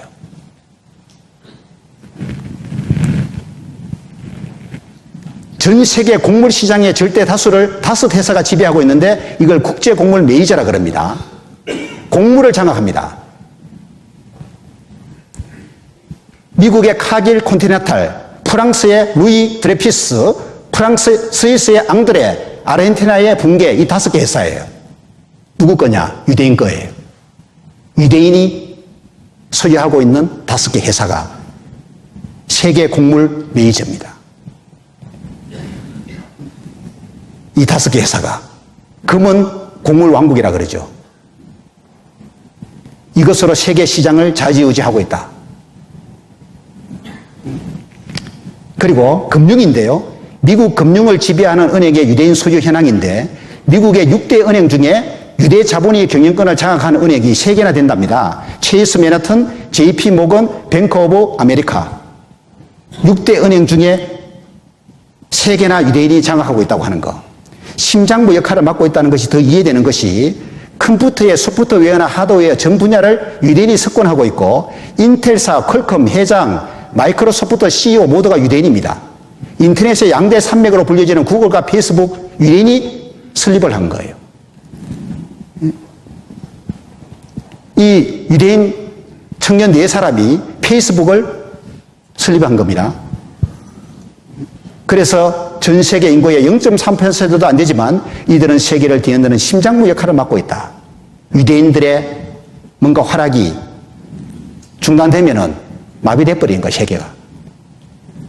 스바냐서 3장 20절에 예언하기를 너희로 천하 만민 중에서 명성과 칭찬을 얻게 하리라. 나 여호와의 말이니라. 유대인이 회복되면은 비웃음 받는 모습이 아닌 이제 이방 민족 중에서 명성과 칭찬을 얻게 될 거라. 그래서 매스컴에 계속 나온 거 아시죠? 유대인에 대해서. 깨어난 유대인에 대한 메시지들이 매스컴에 계속 나오는 거예요. 이 말씀을 이루는 거라고 할 수 있습니다. 자, 이스라엘 회복을 이제 정리를 하겠습니다. 성경 안에서 회복에 관한 말씀을 찾아서 이제 살펴보면서 이스라엘 회복에 관한 내용은 이제 정리하고 다음 내용으로 넘어갈 텐데요. 먼저 요거 화면을 한번 보시면은 이슬람 국가를 다른 말로 무슬림이라고 그렇게 말하죠. 이제 세계 정세를 보면은 이 이슬람 국가가 자꾸 막 혼돈스럽게 하는 일들이 많은데, 그리고 늘 이스라엘하고 대적 관계에 있는 나라들이 이 무슬림입니다. 무슬림. 세계 지금 50여 나라가 있고 인구가 18억 이상이 되는데요. 이 이슬람 국가의 종교가 이슬람교라 그래요. 다른 말로는 해교라 그러고 이들이 믿는 신을 알라라 그럽니다. 그 이슬람교의 창시자가 무하마드 또는 마호메트라 그러고 이 종교의 경전이 꾸란 또는 코란이라고 이제 그렇게 말하는데 왜 이 말씀을 드리냐면은 이슬람 또는 무슬림이라고 하는 용어 자체는 성경에 나오지만 않지만은 이 나라들에 대한 내용들은 성경에 나옵니다. 그리고 이 이슬람 국가가 늘 이스라엘을 향해서 대적 관계에 있으면서 호시탐탐 늘 침략하려고 그러고 괴롭히는 일을 하고 있는데 성경에요 어떻게 기록되어 있냐 하면은 하나님이 허락질 않습니다. 시편 83장을 찾아봅니다. 1차 중동 전쟁을 일으켰던 5개 나라도 이슬람 국가이고 3차 중동 전쟁 때 14개 나라가 연합했을 때도 이슬람 국가들이에요. 그 내용하고도 연관이 있습니다. 앞으로도 뭐 이슬람 국가가 똘똘 뭉쳐서 이스라엘을 향해서 전쟁을 일으키는 일이 있다 할지라도 누가 이기느냐? 이스라엘은 이깁니다. 성경에 그렇게 약속대가 있는 거예요. 83편을 보시면은 3절에 저희가 주의 백성을 치려하여 주의 백성 이스라엘 백성을 가리킵니다. 관계를 깨하며 주의 숨긴 자를 치려고 서로 의논하여 말하기를 가서 저희를 끊어 이스라엘을 끊어 다시 나라가 되지 못하게 하여 이스라엘의 이름으로 다시는 기억되지 못하게 하자. 누가 이렇게 말한다고요? 무슬림이 이스라엘 국가들이 그렇게 말한다 그 말이에요. 그래서 계속 이스라엘이 건국한 이후에 전쟁을 일으킨 거예요. 이스라엘을 끊어서 다시 나라가 되지 못하게 하여 이스라엘의 이름으로 다시는 기억되지 못하게 하자. 아예 이스라엘 자체를 지구상에서 없애버리자 그 말이에요. 가능해요 불가능해요? 아니 이스라엘이 없어진다면은 누가 없어야 돼요? 이스라엘을 선택하신 하나님이 없어져야 되는데요. 하나님 없애겠다는 말하고 똑같은 거예요. 이게 이스라엘을 없애는 거는 하나님이 선택한 정인인데 이 정인 없애는 것이 말이 되겠냐고요. 5절 저희가 일심으로 의논하고 주를 하나님을 대적하여 서로 언약하니 곧 에돔의 장막과 이스라엘인과 이스마엘인과 모압과 하갈인이며 그발과 암몬과 아말렉이며 블레셋과 두로 거민이요 아수르도 저희와 연합하여 롯 자손의 도움이 되었나이다. 전부 이스라엘 국가를 가리키는 거예요. 나라 이름만 옛날하고 지금하고 달라졌을 뿐이지 이슬람 나라들입니다. 이게 다. 이들이 연합해서 12절 저희가 말하기를 우리가 하나님의 목장 이스라엘을 우리의 소유로 취하자 하였나이다. 그래서 자꾸 공격하는 거예요. 자기들 이스라엘 땅을 차지하려고 테러를 일으키고 하나님이 허락하지 않습니다. 자, 구약 성경 미가서 4장을 찾습니다. 미가 1295페이지 정도 있습니다. 페이지로 찾으시면 빠르겠죠? 1295페이지.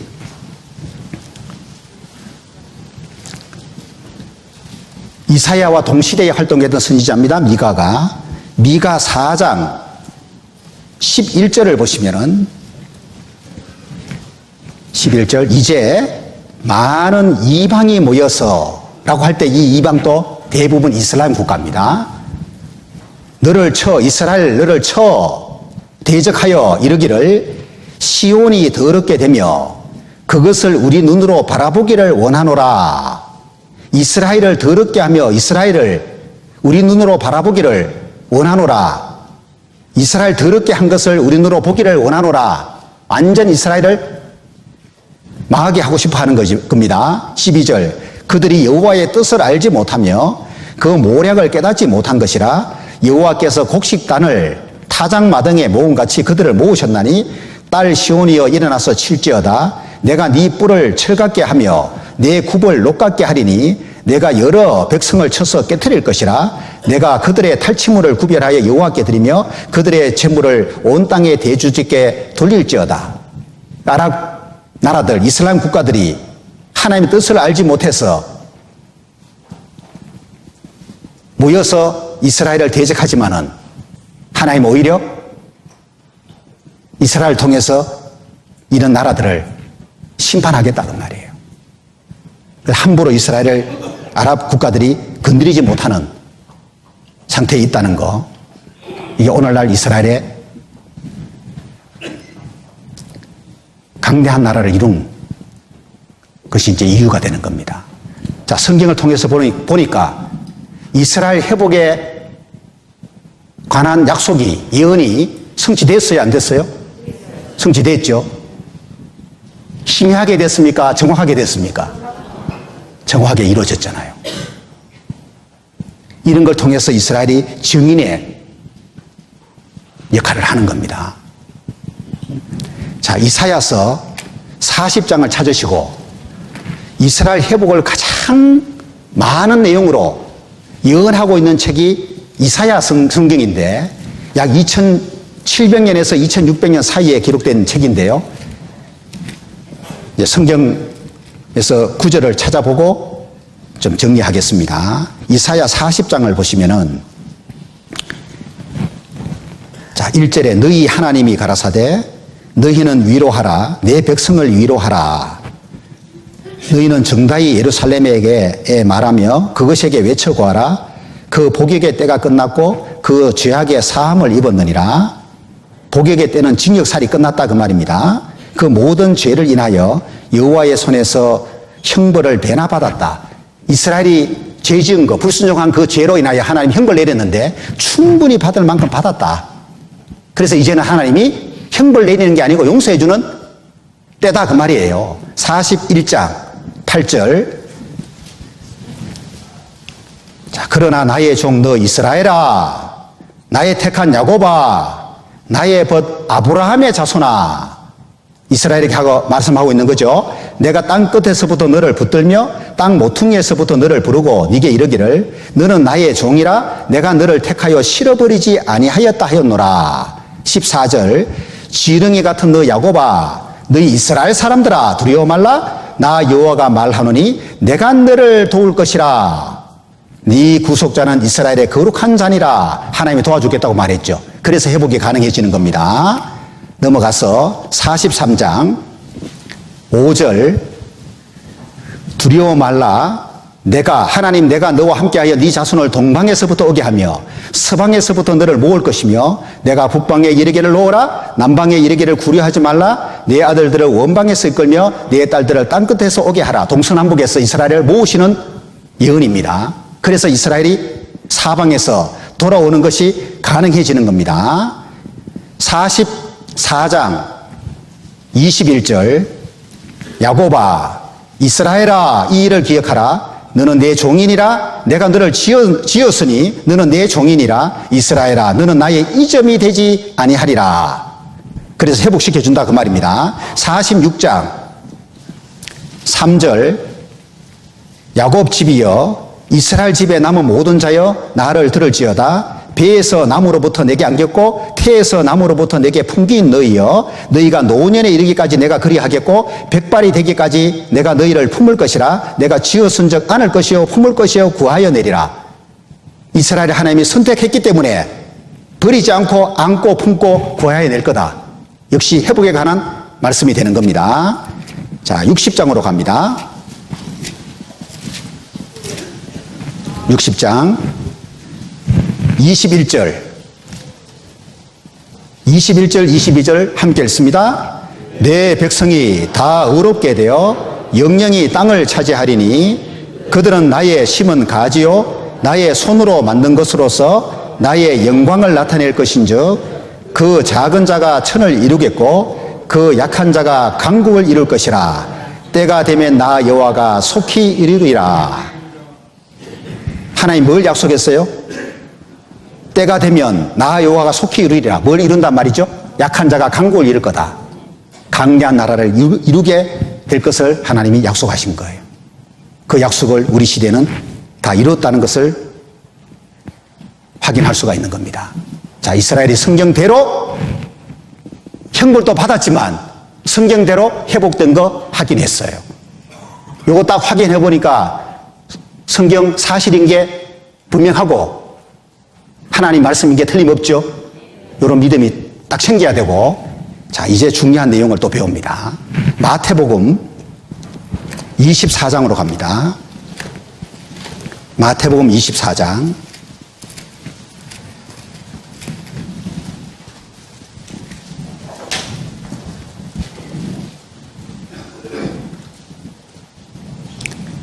자, 3절을 보십니다. 3절. 예수께서 감난산 위에 앉으셨을 때에 제자들이 종용이 와서 비밀스럽게 와서 가로되 우리에게 이르소서 어느 때에 이런 일이 있겠사오며 또 주의 임하심과 세상 끝에는 무슨 징조가 있사오리까. 예수님이 선택한 12 제자들이 남의 눈을 피해서 비밀스럽게 예수님을 찾아와서 두 가지 질문을 합니다. 화면 보시면은 두 가지 질문이 뭐냐 하면은, 하나는 주님 우리에게 말씀해 주세요. 어느 때에 이런 일이 있겠습니까? 이게 첫 번째 질문이고, 또 그래 두 번째죠. 두 번째는 주의 임하심과 세상 끝에는 무슨 징조가 있습니까? 첫 번째 질문, 어느 때에 이런 일이 있겠사옵니까? 이 말은 예수님이 예루살렘 성전을 가리키면서 무너지는데, 건물이 무너지는데 돈 하나도 도리에 남지 않고 무너질 거다. 이 말을 듣는 제자들이 충격받아서 물어본 거예요. 예루살렘 성이 무너진다는 거는 이거는 뭐 보통 문제가 아니기 때문에. 그래서 어느 때에 그럼 그런 일이 있습니까? 라고 물은 거예요. 그리고 서기 70년에 이루어졌죠.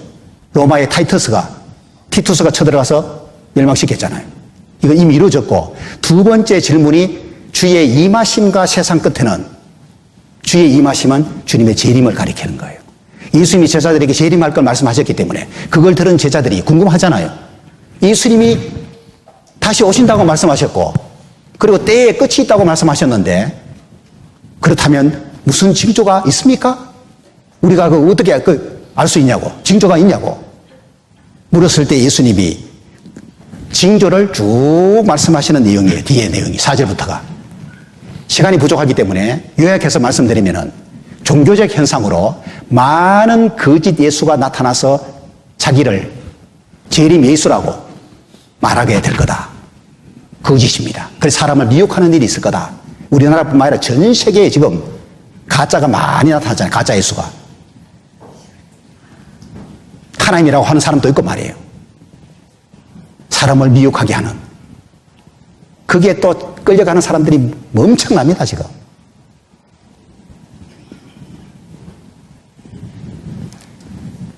그리고 국가적인 현상으로 민족이 민족을, 나라가 나라를 대적하여 일어난다. 그 말은 전쟁과 분쟁이 있을 거다. 그 말이에요. 나라 간에, 민족 간에. 환경적 현상으로 기근이 있고 지진이 있을 거다. 도덕적 현상으로 사람 사랑이 식어져서 온갖 악한 범죄가 난무하게 될 거다. 이런 내용들이에요. 그러면서 예수님이 32절에 중요한 징조를 말씀합니다. 요걸 중점적으로 말씀드리면 32절에 무화과나무의 비유를 배우라. 그 가지가 연하여지고 잎사귀를 내면 여름이 가까운 줄을 아나니 이와 같이 너희도 이 모든 일을 보거든 인자가 가까이 곧 문 앞에 있는 줄을 알라 그랬죠. 자, 제가 더 쉽게 이해시켜 드리려고 화면을 자꾸 이렇게 보여드리는 거예요. 보고 이제 이렇게 설명드려야지 빠르기 때문에 그래요. 예수님이 재림하실 것을 말씀하시면서 징조를 말씀하시는데, 자, 여기 보면 인자가 가까이 곧 문 앞에 있는 줄 알라. 그 말은 요 인자는 예수님 자신을 가리키는 거고, 가까이 문 앞에 있는 줄 알라. 그 말은 재림 때가 다가왔다는 거 알아라. 그 말이에요. 예수님의 재림할 날이 몇 년, 몇 월, 며칠로 계시된 게 아니고 뭘 통해서 알라고 하셨냐면은 이 모든 일을 보거든 그 말이에요. 그럼 이 모든 일이라는 게 뭐냐면 예수님 말씀하신 징조라 그 말이에요. 4절부터 말씀하신 징조를 보거든 그 말이에요. 날짜 정해놓고 예수님 재림한다고 기다리면 이거 다 가짜입니다. 속으면 안 돼요. 날짜는 비밀로 되어 있고 이 모든 일을 보고 알아. 이 모든 일은 징조라 그 말이에요. 그 이 모든 일 중에 무화과나무의 비유도 포함되는 거예요. 그 무화과나무는 뭐냐? 이게 무화과나무인데 무화과나무 비유를 배우라고 하면 이스라엘 역사를 통해서 교훈받으라 그 말이에요. 이스라엘을 상징하고 있는 겁니다. 이 무화과나무가. 무화과나무의 가지가 연해지는 거, 잎사귀를 여는 걸 보면 여름이 가까운 줄 안다. 가지가 말라있다가 연해지는 것은 이스라엘 근구를 가리키는 거예요. 겨울 동안 가지가 말라있다가 봄이 되니까 가지가 연해지죠. 이스라엘은 길게는 2600년, 짧게는 1900년 동안 겨울이었습니다. 가지가 말라있었어요. 천벌 받는 기간이기 때문에. 그런데 1948년도에 건국했죠. 가지가 연해진 거예요. 그 다음 단계로 잎사귀 내는 겁니다. 열매 맺기 전에 잎사귀를 내요. 잎사귀 내는 것은 이스라엘이 건국만 한 게 아니고 강국을 이뤘죠. 강대한 나라, 세계를 지배할 정도의 모습을 지금 갖추었죠. 그걸 말하는 거예요. 그럼 여름이 가까운 줄 아나니 그 말은 여름은 무화과 열매를 추수하는 계절이에요. 예수님의 재림을 가리키는 거예요. 추수는 재림이에요. 그래서 이스라엘 민족의 역사를 보고 교훈받으란 말인데 이스라엘이 건국하고 강국을 이룬 걸 보거들랑 예수님이 재림할 날이 가까이 왔다는 걸 알아라. 이런 뜻이에요. 예수님 재림이 추수입니다. 40절 보시면은 그때에 예수님이 재림한 그때에 두 사람이 밭에 있음에 하나는 데려감을 당하고 하나는 버려둠을 당할 것이요 두 여자가 매를 갈고 있음에 하나는 데려감을 당하고 하나는 버려둠을 당할 것이니라. 예수님이 공중에 강림하면 이런 일이 일어나는 거예요. 두 사람 중에 하나는 데려감을 당하고 하나는 버려둠을 당한다. 데려감을 당하는 게 추수예요. 그럼 버려둠을 당하는 사람은 어떻게 되느냐 하면은 이렇게 됩니다. 자, 하나님이 정하신 인류 역사 연대표를 간단하게 보면은 예수님이 이 세상에 오신 걸 기준해서 그 전 시대, 양심 시대, 율법 시대로 구분할 수 있고 예수님이 오신 이후 시대를 크게 교회 시대와 환난 시대로 구분할 수 있는데 예수님이 공중에 딱 강림하는 것을 지금 주의 임하심이라고 말하는 거예요. 예수님이 공중에 강림하시는 때가 되면은 무슨 징조가 있냐 하면은 이런 징조가 있다 그 말입니다. 이런 징조를 보고들라 예수님이 공중에 강림할 날이 가까이 왔다는 거 알아라 그 말이에요.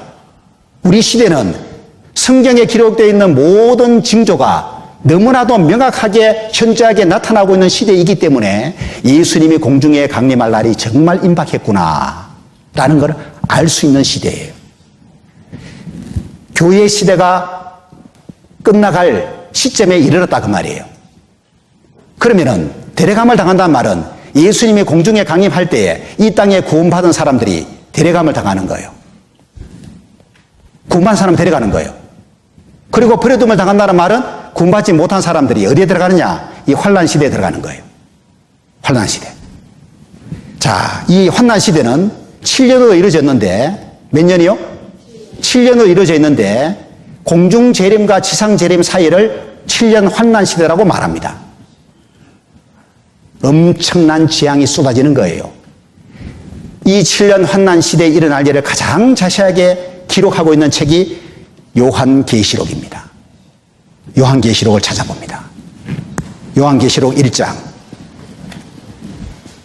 요한계시록 1장.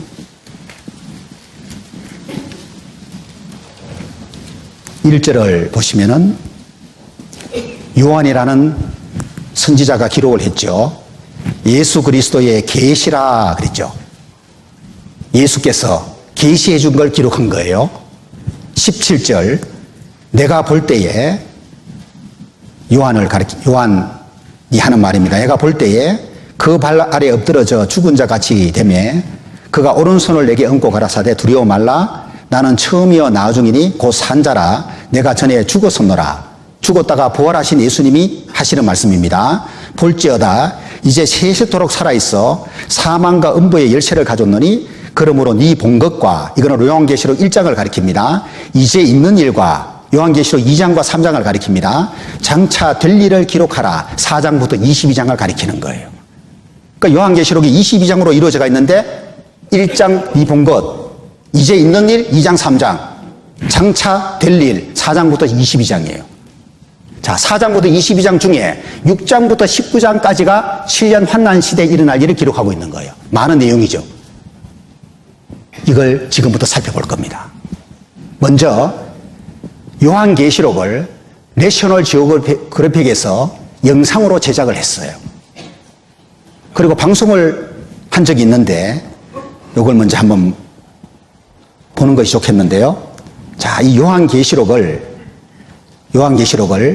미래의 청사진이다 이렇게도 말하고 무서운 시간표를 기록하고 있는 책이다 라고 말하고 종말을 향한 하나님의 기본 계획이다 이렇게도 말을 해요.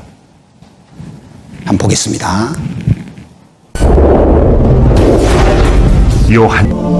요한은 계시록에 짐승의 진짜 정체에 대한 단서를 남겼습니다.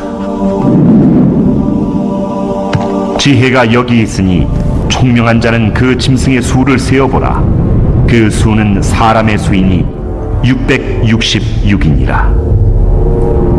요한계시록 13장 18절. 666.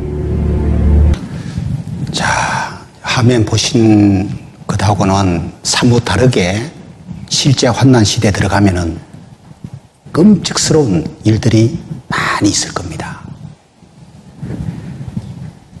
이거 꾸며내서 한 얘기가 아닙니다. 7년 환난 시대가 임박한 시대, 우리가 살고 있는 게 틀림없고요. 좀 더 자세하게 설명드립니다. 예수님이 공중 강림하기 직전에 우리가 살고 있는 게 맞습니다. 징조를 통해서 볼 때에 예수님이 공중 강림하시면 이제 7년 환난 시대가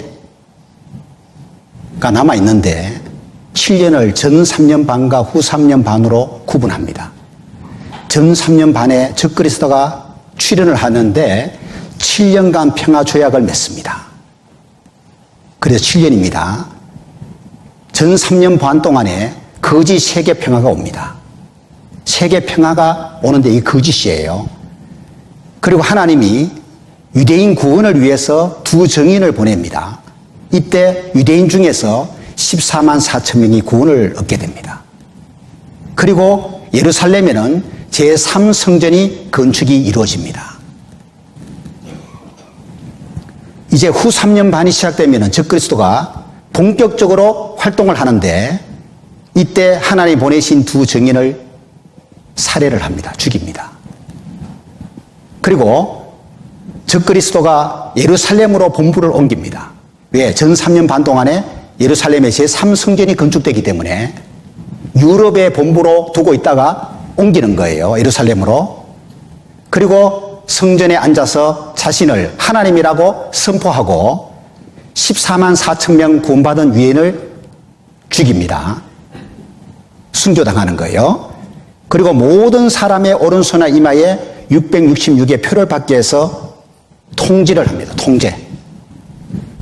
그리고 마지막 그리스도와 적그리스도의 결투가 벌어지는데 예수님이 지상 강림할 때 이루어지는 거예요, 이게. 자, 시나리오가 이렇게 돼가 있고, 좀 더 자세하게 말씀드리면은, 7년 환난 시대의 재앙들이 7 인재앙, 7 나팔재앙, 7 대접재앙으로 기록되어 있는데, 이 재앙들이 무지막지하게 내리는 겁니다. 어린 양으로 표현된 예수님이 첫째 인을 떼니까 흰말이 나타나고, 둘째 인을 떼니까 붉은 말, 셋째 인을 떼니까 검은 말, 넷째 인을 떼니까 청황색 말이 나타나는데 전부 이거는 비유고 상징인데 다 뭘 의미하는지를 알 수가 있는 거예요. 7 인재앙이 끝나면 7 나팔재앙. 첫째 천사가 나팔을 보니까 피 섞인 우박과 불이 일어나서 3분의 1을 태우는 것이 있고, 둘째 나팔을 보니까 바다가 피가 되는데 이로 인해서 3분의 1이 피해를 입고, 셋째 나팔을 보니까 별이 하늘에서 떨어지고, 넷째 나팔을 보니까 해와 달과 별들 중에 3분의 1이 어두워지고, 다섯째 나팔을 보니까 무저갱에서 황충이 땅에 올라오고, 여섯째 나팔을 보니까 불과 연기와 유황으로 인하여 세계 인구 3분의 1이 죽임을 당하고, 일곱째 나팔을 불 때에 7 대점을 땅에 쏟게 됩니다. 그래서 일곱 대접 재앙이 시작되는데 첫째 천사가 대접을 땅에 쏟으니까 악하고 독한 질병이 일어납니다. 둘째 대접을 쏟으니까 바다가 죽은 자의 피같이 되고, 셋째 대접을 쏟으니까 강이 죽은 자의 피같이 되고, 넷째 대접을 쏟으니까 해가 얼마나 강렬한지 그 불로 사람을 태웁니다. 다섯째 대접을 쏟으니까 아픈 것과 종기로 인해서 자기 혀를 깨물게 되고, 여섯째 대접을 쏟을 때 아마겟돈에서 전쟁이 일어나고, 일곱째 대접을 쏟으니까 큰 지진과 큰 우박이 일어나서 많은 사람이 죽게 되는 이런 일들이 이제 생기는 거예요. 자, 이 중에서 먼저 이 일곱 재앙들을 좀 살펴볼 텐데요. 좀 전에 말씀드렸던 일곱 인재앙, 일곱 나팔재앙, 일곱 대접재앙 자세하게 성경에 기록되어 있는데, 자, 어린 양으로 표현된 예수님이 인을 하나 뗄 때마다 재앙이 쏟아져요. 요한계시록 6장 2절에서 8절까지 특히 흰말, 붉은 말, 거물말, 청황색 말이 등장을 합니다. 자, 이게 뭘 설명하는지 이해를 해야 되니까 보십시다. 첫째 인을 떼니까 흰말이 있습니다. 이게 흰말이 있죠. 탄자가 적그리 쏘고 활을 가졌죠. 활, 정복을 가리키는 거예요. 세계 정복. 면류관을 받고 나가서 이기고 또 이기려고 하더라고만 세계 정복을 가리키는 거예요. 그런데 왜 말 색깔이 희냐? 세계 평화를 이루기 때문에 그런 거예요. 세계 정복인데 세계 평화가 온다고 말이에요. 거짓 평화입니다. 이것이.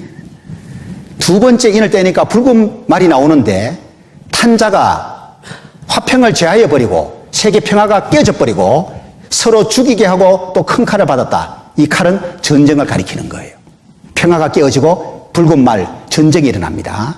셋째 인을 떼니까 검은 말이 나오는데 탄자가 저울을 갖고 있죠. 기근을 가리키는 겁니다. 검은 말, 엄청난 식량 전쟁이 일어나게 될 거다. 네 번째 인을 떼니까 청황색 말이 나오죠. 탄자 이름이 사망이래요. 이 재앙으로 많은 사람이 죽게 될 걸 의미하죠.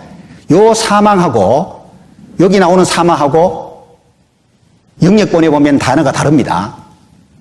여기 사망은 청황색 말에 요 사망은 데스고, 검과 흉령과 사망과 땅의 짐승으로서 죽이더라 할 때 요 사망은 플레이그로 되어 있는 거예요. 죽이는 재앙인데 청황색 말이 탄자가 됐으니까 죽음이니까 많은 사람이 죽는데 땅 4분의 1이 죽어요. 세계 인구 4분의 1이 이 재앙으로 죽는데 무슨 재앙이냐? 플레이거, 전염병이라는 뜻입니다. 세계 인구 4분의 1이 전염병으로 죽는 재앙이에요. 최근 100년간 유행한 12대 전염병을 요약해 놓았는데 스페인 독감, 아시아 독감, 홍콩 독감, 사스, 신종 인플루엔자, 콩고 홍역, 에볼라, 메르스 다 들어보셨죠? 이런 전염병은 아무것도 아닙니다. 이제 청황색 말로 사람 죽을 때는요 엄청난데 슈퍼 세균 대 인류 끝없는 혈투 그랬죠. 세균은 더 강력한 세균이 자꾸 출현하는데 강한 치료제를 인간들이 만들어내도 소용이 없다 그 말입니다. 연간 1천만 명 사망할 것도 전망하고 있는 내용입니다. 슈퍼 박테리아가 창이고 항생제를 방패로 비유해 놓은 거예요.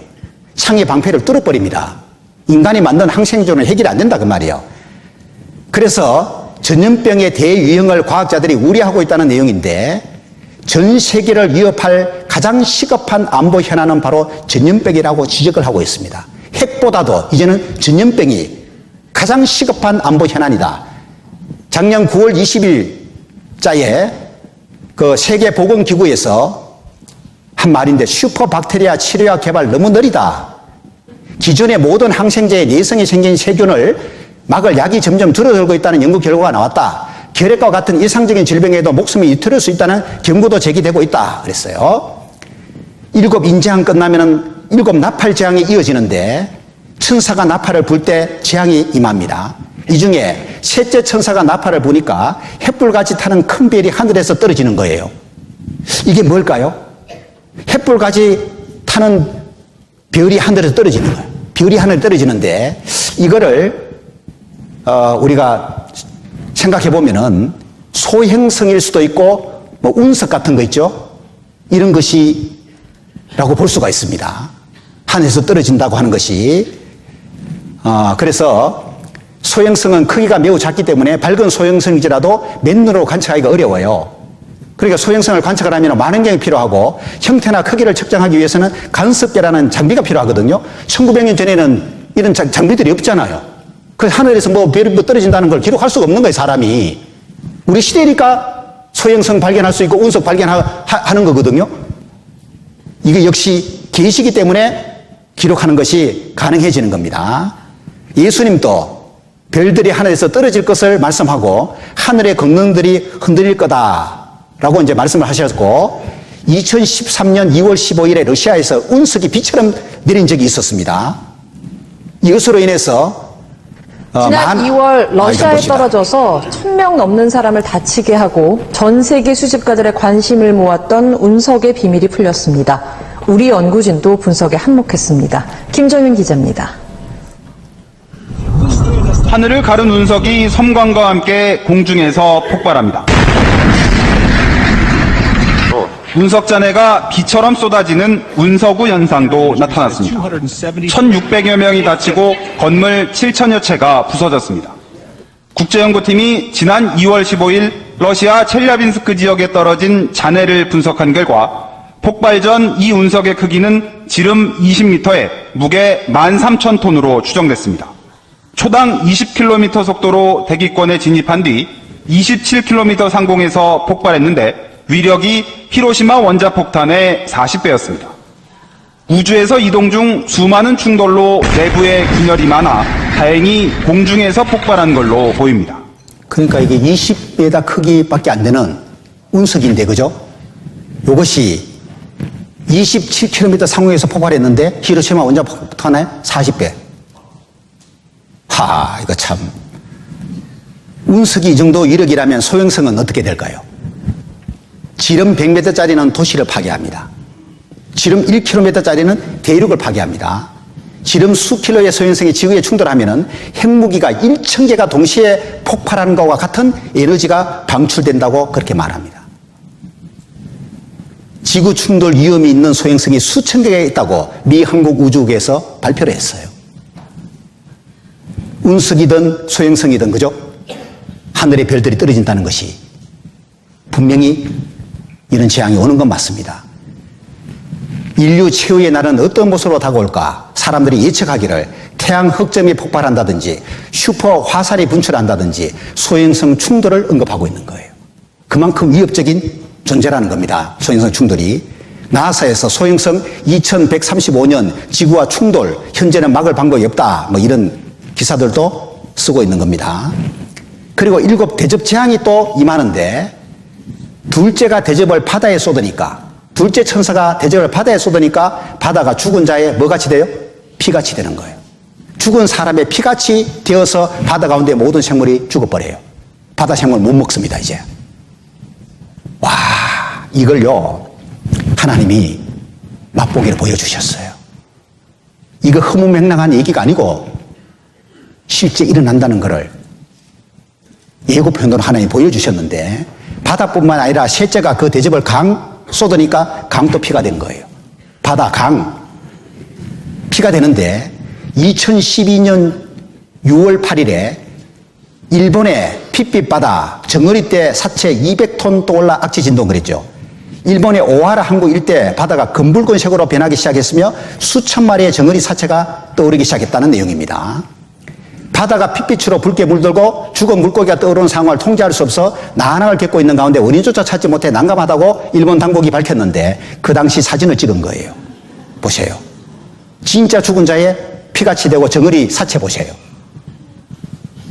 예고편입니다, 이거. 진짜 죽은 자의 피같이 보이죠?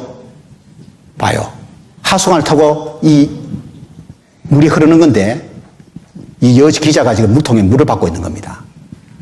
물이 빠져나간 이후의 흔적이에요. 이거는 맛보기예요, 그냥. 같은 해에 중국의 양쯔강이요, 핏빛으로 물들었습니다. 이거 적조 현상이 아니에요. 원인 미스터리예요. 적조 현상은 원인을 알거든요. 왜 이런 일이 일어나느냐? 예고편으로 하나님 보여주시는 거예요. 여섯째 대접 재앙은 여섯째 천사가 대접을 큰 강 유브라데에 쏟으니까 강물이 말라서 동방에서 오는 왕들의 길이 예비되더라. 어디로 모이느냐 하면은 아마겟돈으로. 그래서 아마겟돈에서 마지막 전쟁이 일어날 것에 대한 예언입니다. 7년 환난 시대에 일어날 재앙들이 요한계시록에 자세히 기록되어 있는데 이거요 꾸민 얘기가 아닙니다. 예수 그리스도의 계시라 그랬잖아요. 계시를 받아서 기록한 거예요. 우리는 어느 시대에 살고 있다고요? 예수님이 공중에 강림할 날이 가까운 시대에 지금 살고 있습니다. 이방인들이 구원받을 수 있는 기회가 얼마 남지 않았다는 뜻이고 이제 곧 7년 환난 시대가 시작됩니다. 시간이 많이 갔기 때문에 7년 환난 시대에 일어날 일의 내용 일부분을 오늘 못 보여드렸어요. 그 내일 또 보여드리는 걸로 그렇게 하겠습니다. 이제 남은 시간들 더 진지한 마음으로 임해 주시기를 바라겠습니다. 수고하셨습니다. 기도하겠습니다. 살아계신 하나님, 오늘 4일째 성경을 강연하였습니다. 이 엄청난 말씀을 배우고도 마음에 감각 없는 자가 있다면 일깨워 주시옵소서. 하나님을 인정하게 하시고 성경을 하나님 말씀으로 마음 깊이 받아들이고 하나님을 경외하는 자세가 되게 해 주옵소서. 이 엄청난 진리를 외면한 사람이 하나도 없게 하시고 사실로 받아들이고 하나님의 경고의 메시지를 통해서 준비할 수 있는 귀한 기회로 삼게 해 주시옵소서. 우리가 살고 있는 시대를 분별하고 정말 역사의 마지막 때에 살고 있음을 알고 준비하는 지혜로운 자들이 되게 해 주옵소서. 남은 시간도 더 진지한 마음으로 성령 앞에 나오는 발걸음이 되게 해 주시기를 원하며 예수님의 이름으로 기도합니다. 아멘.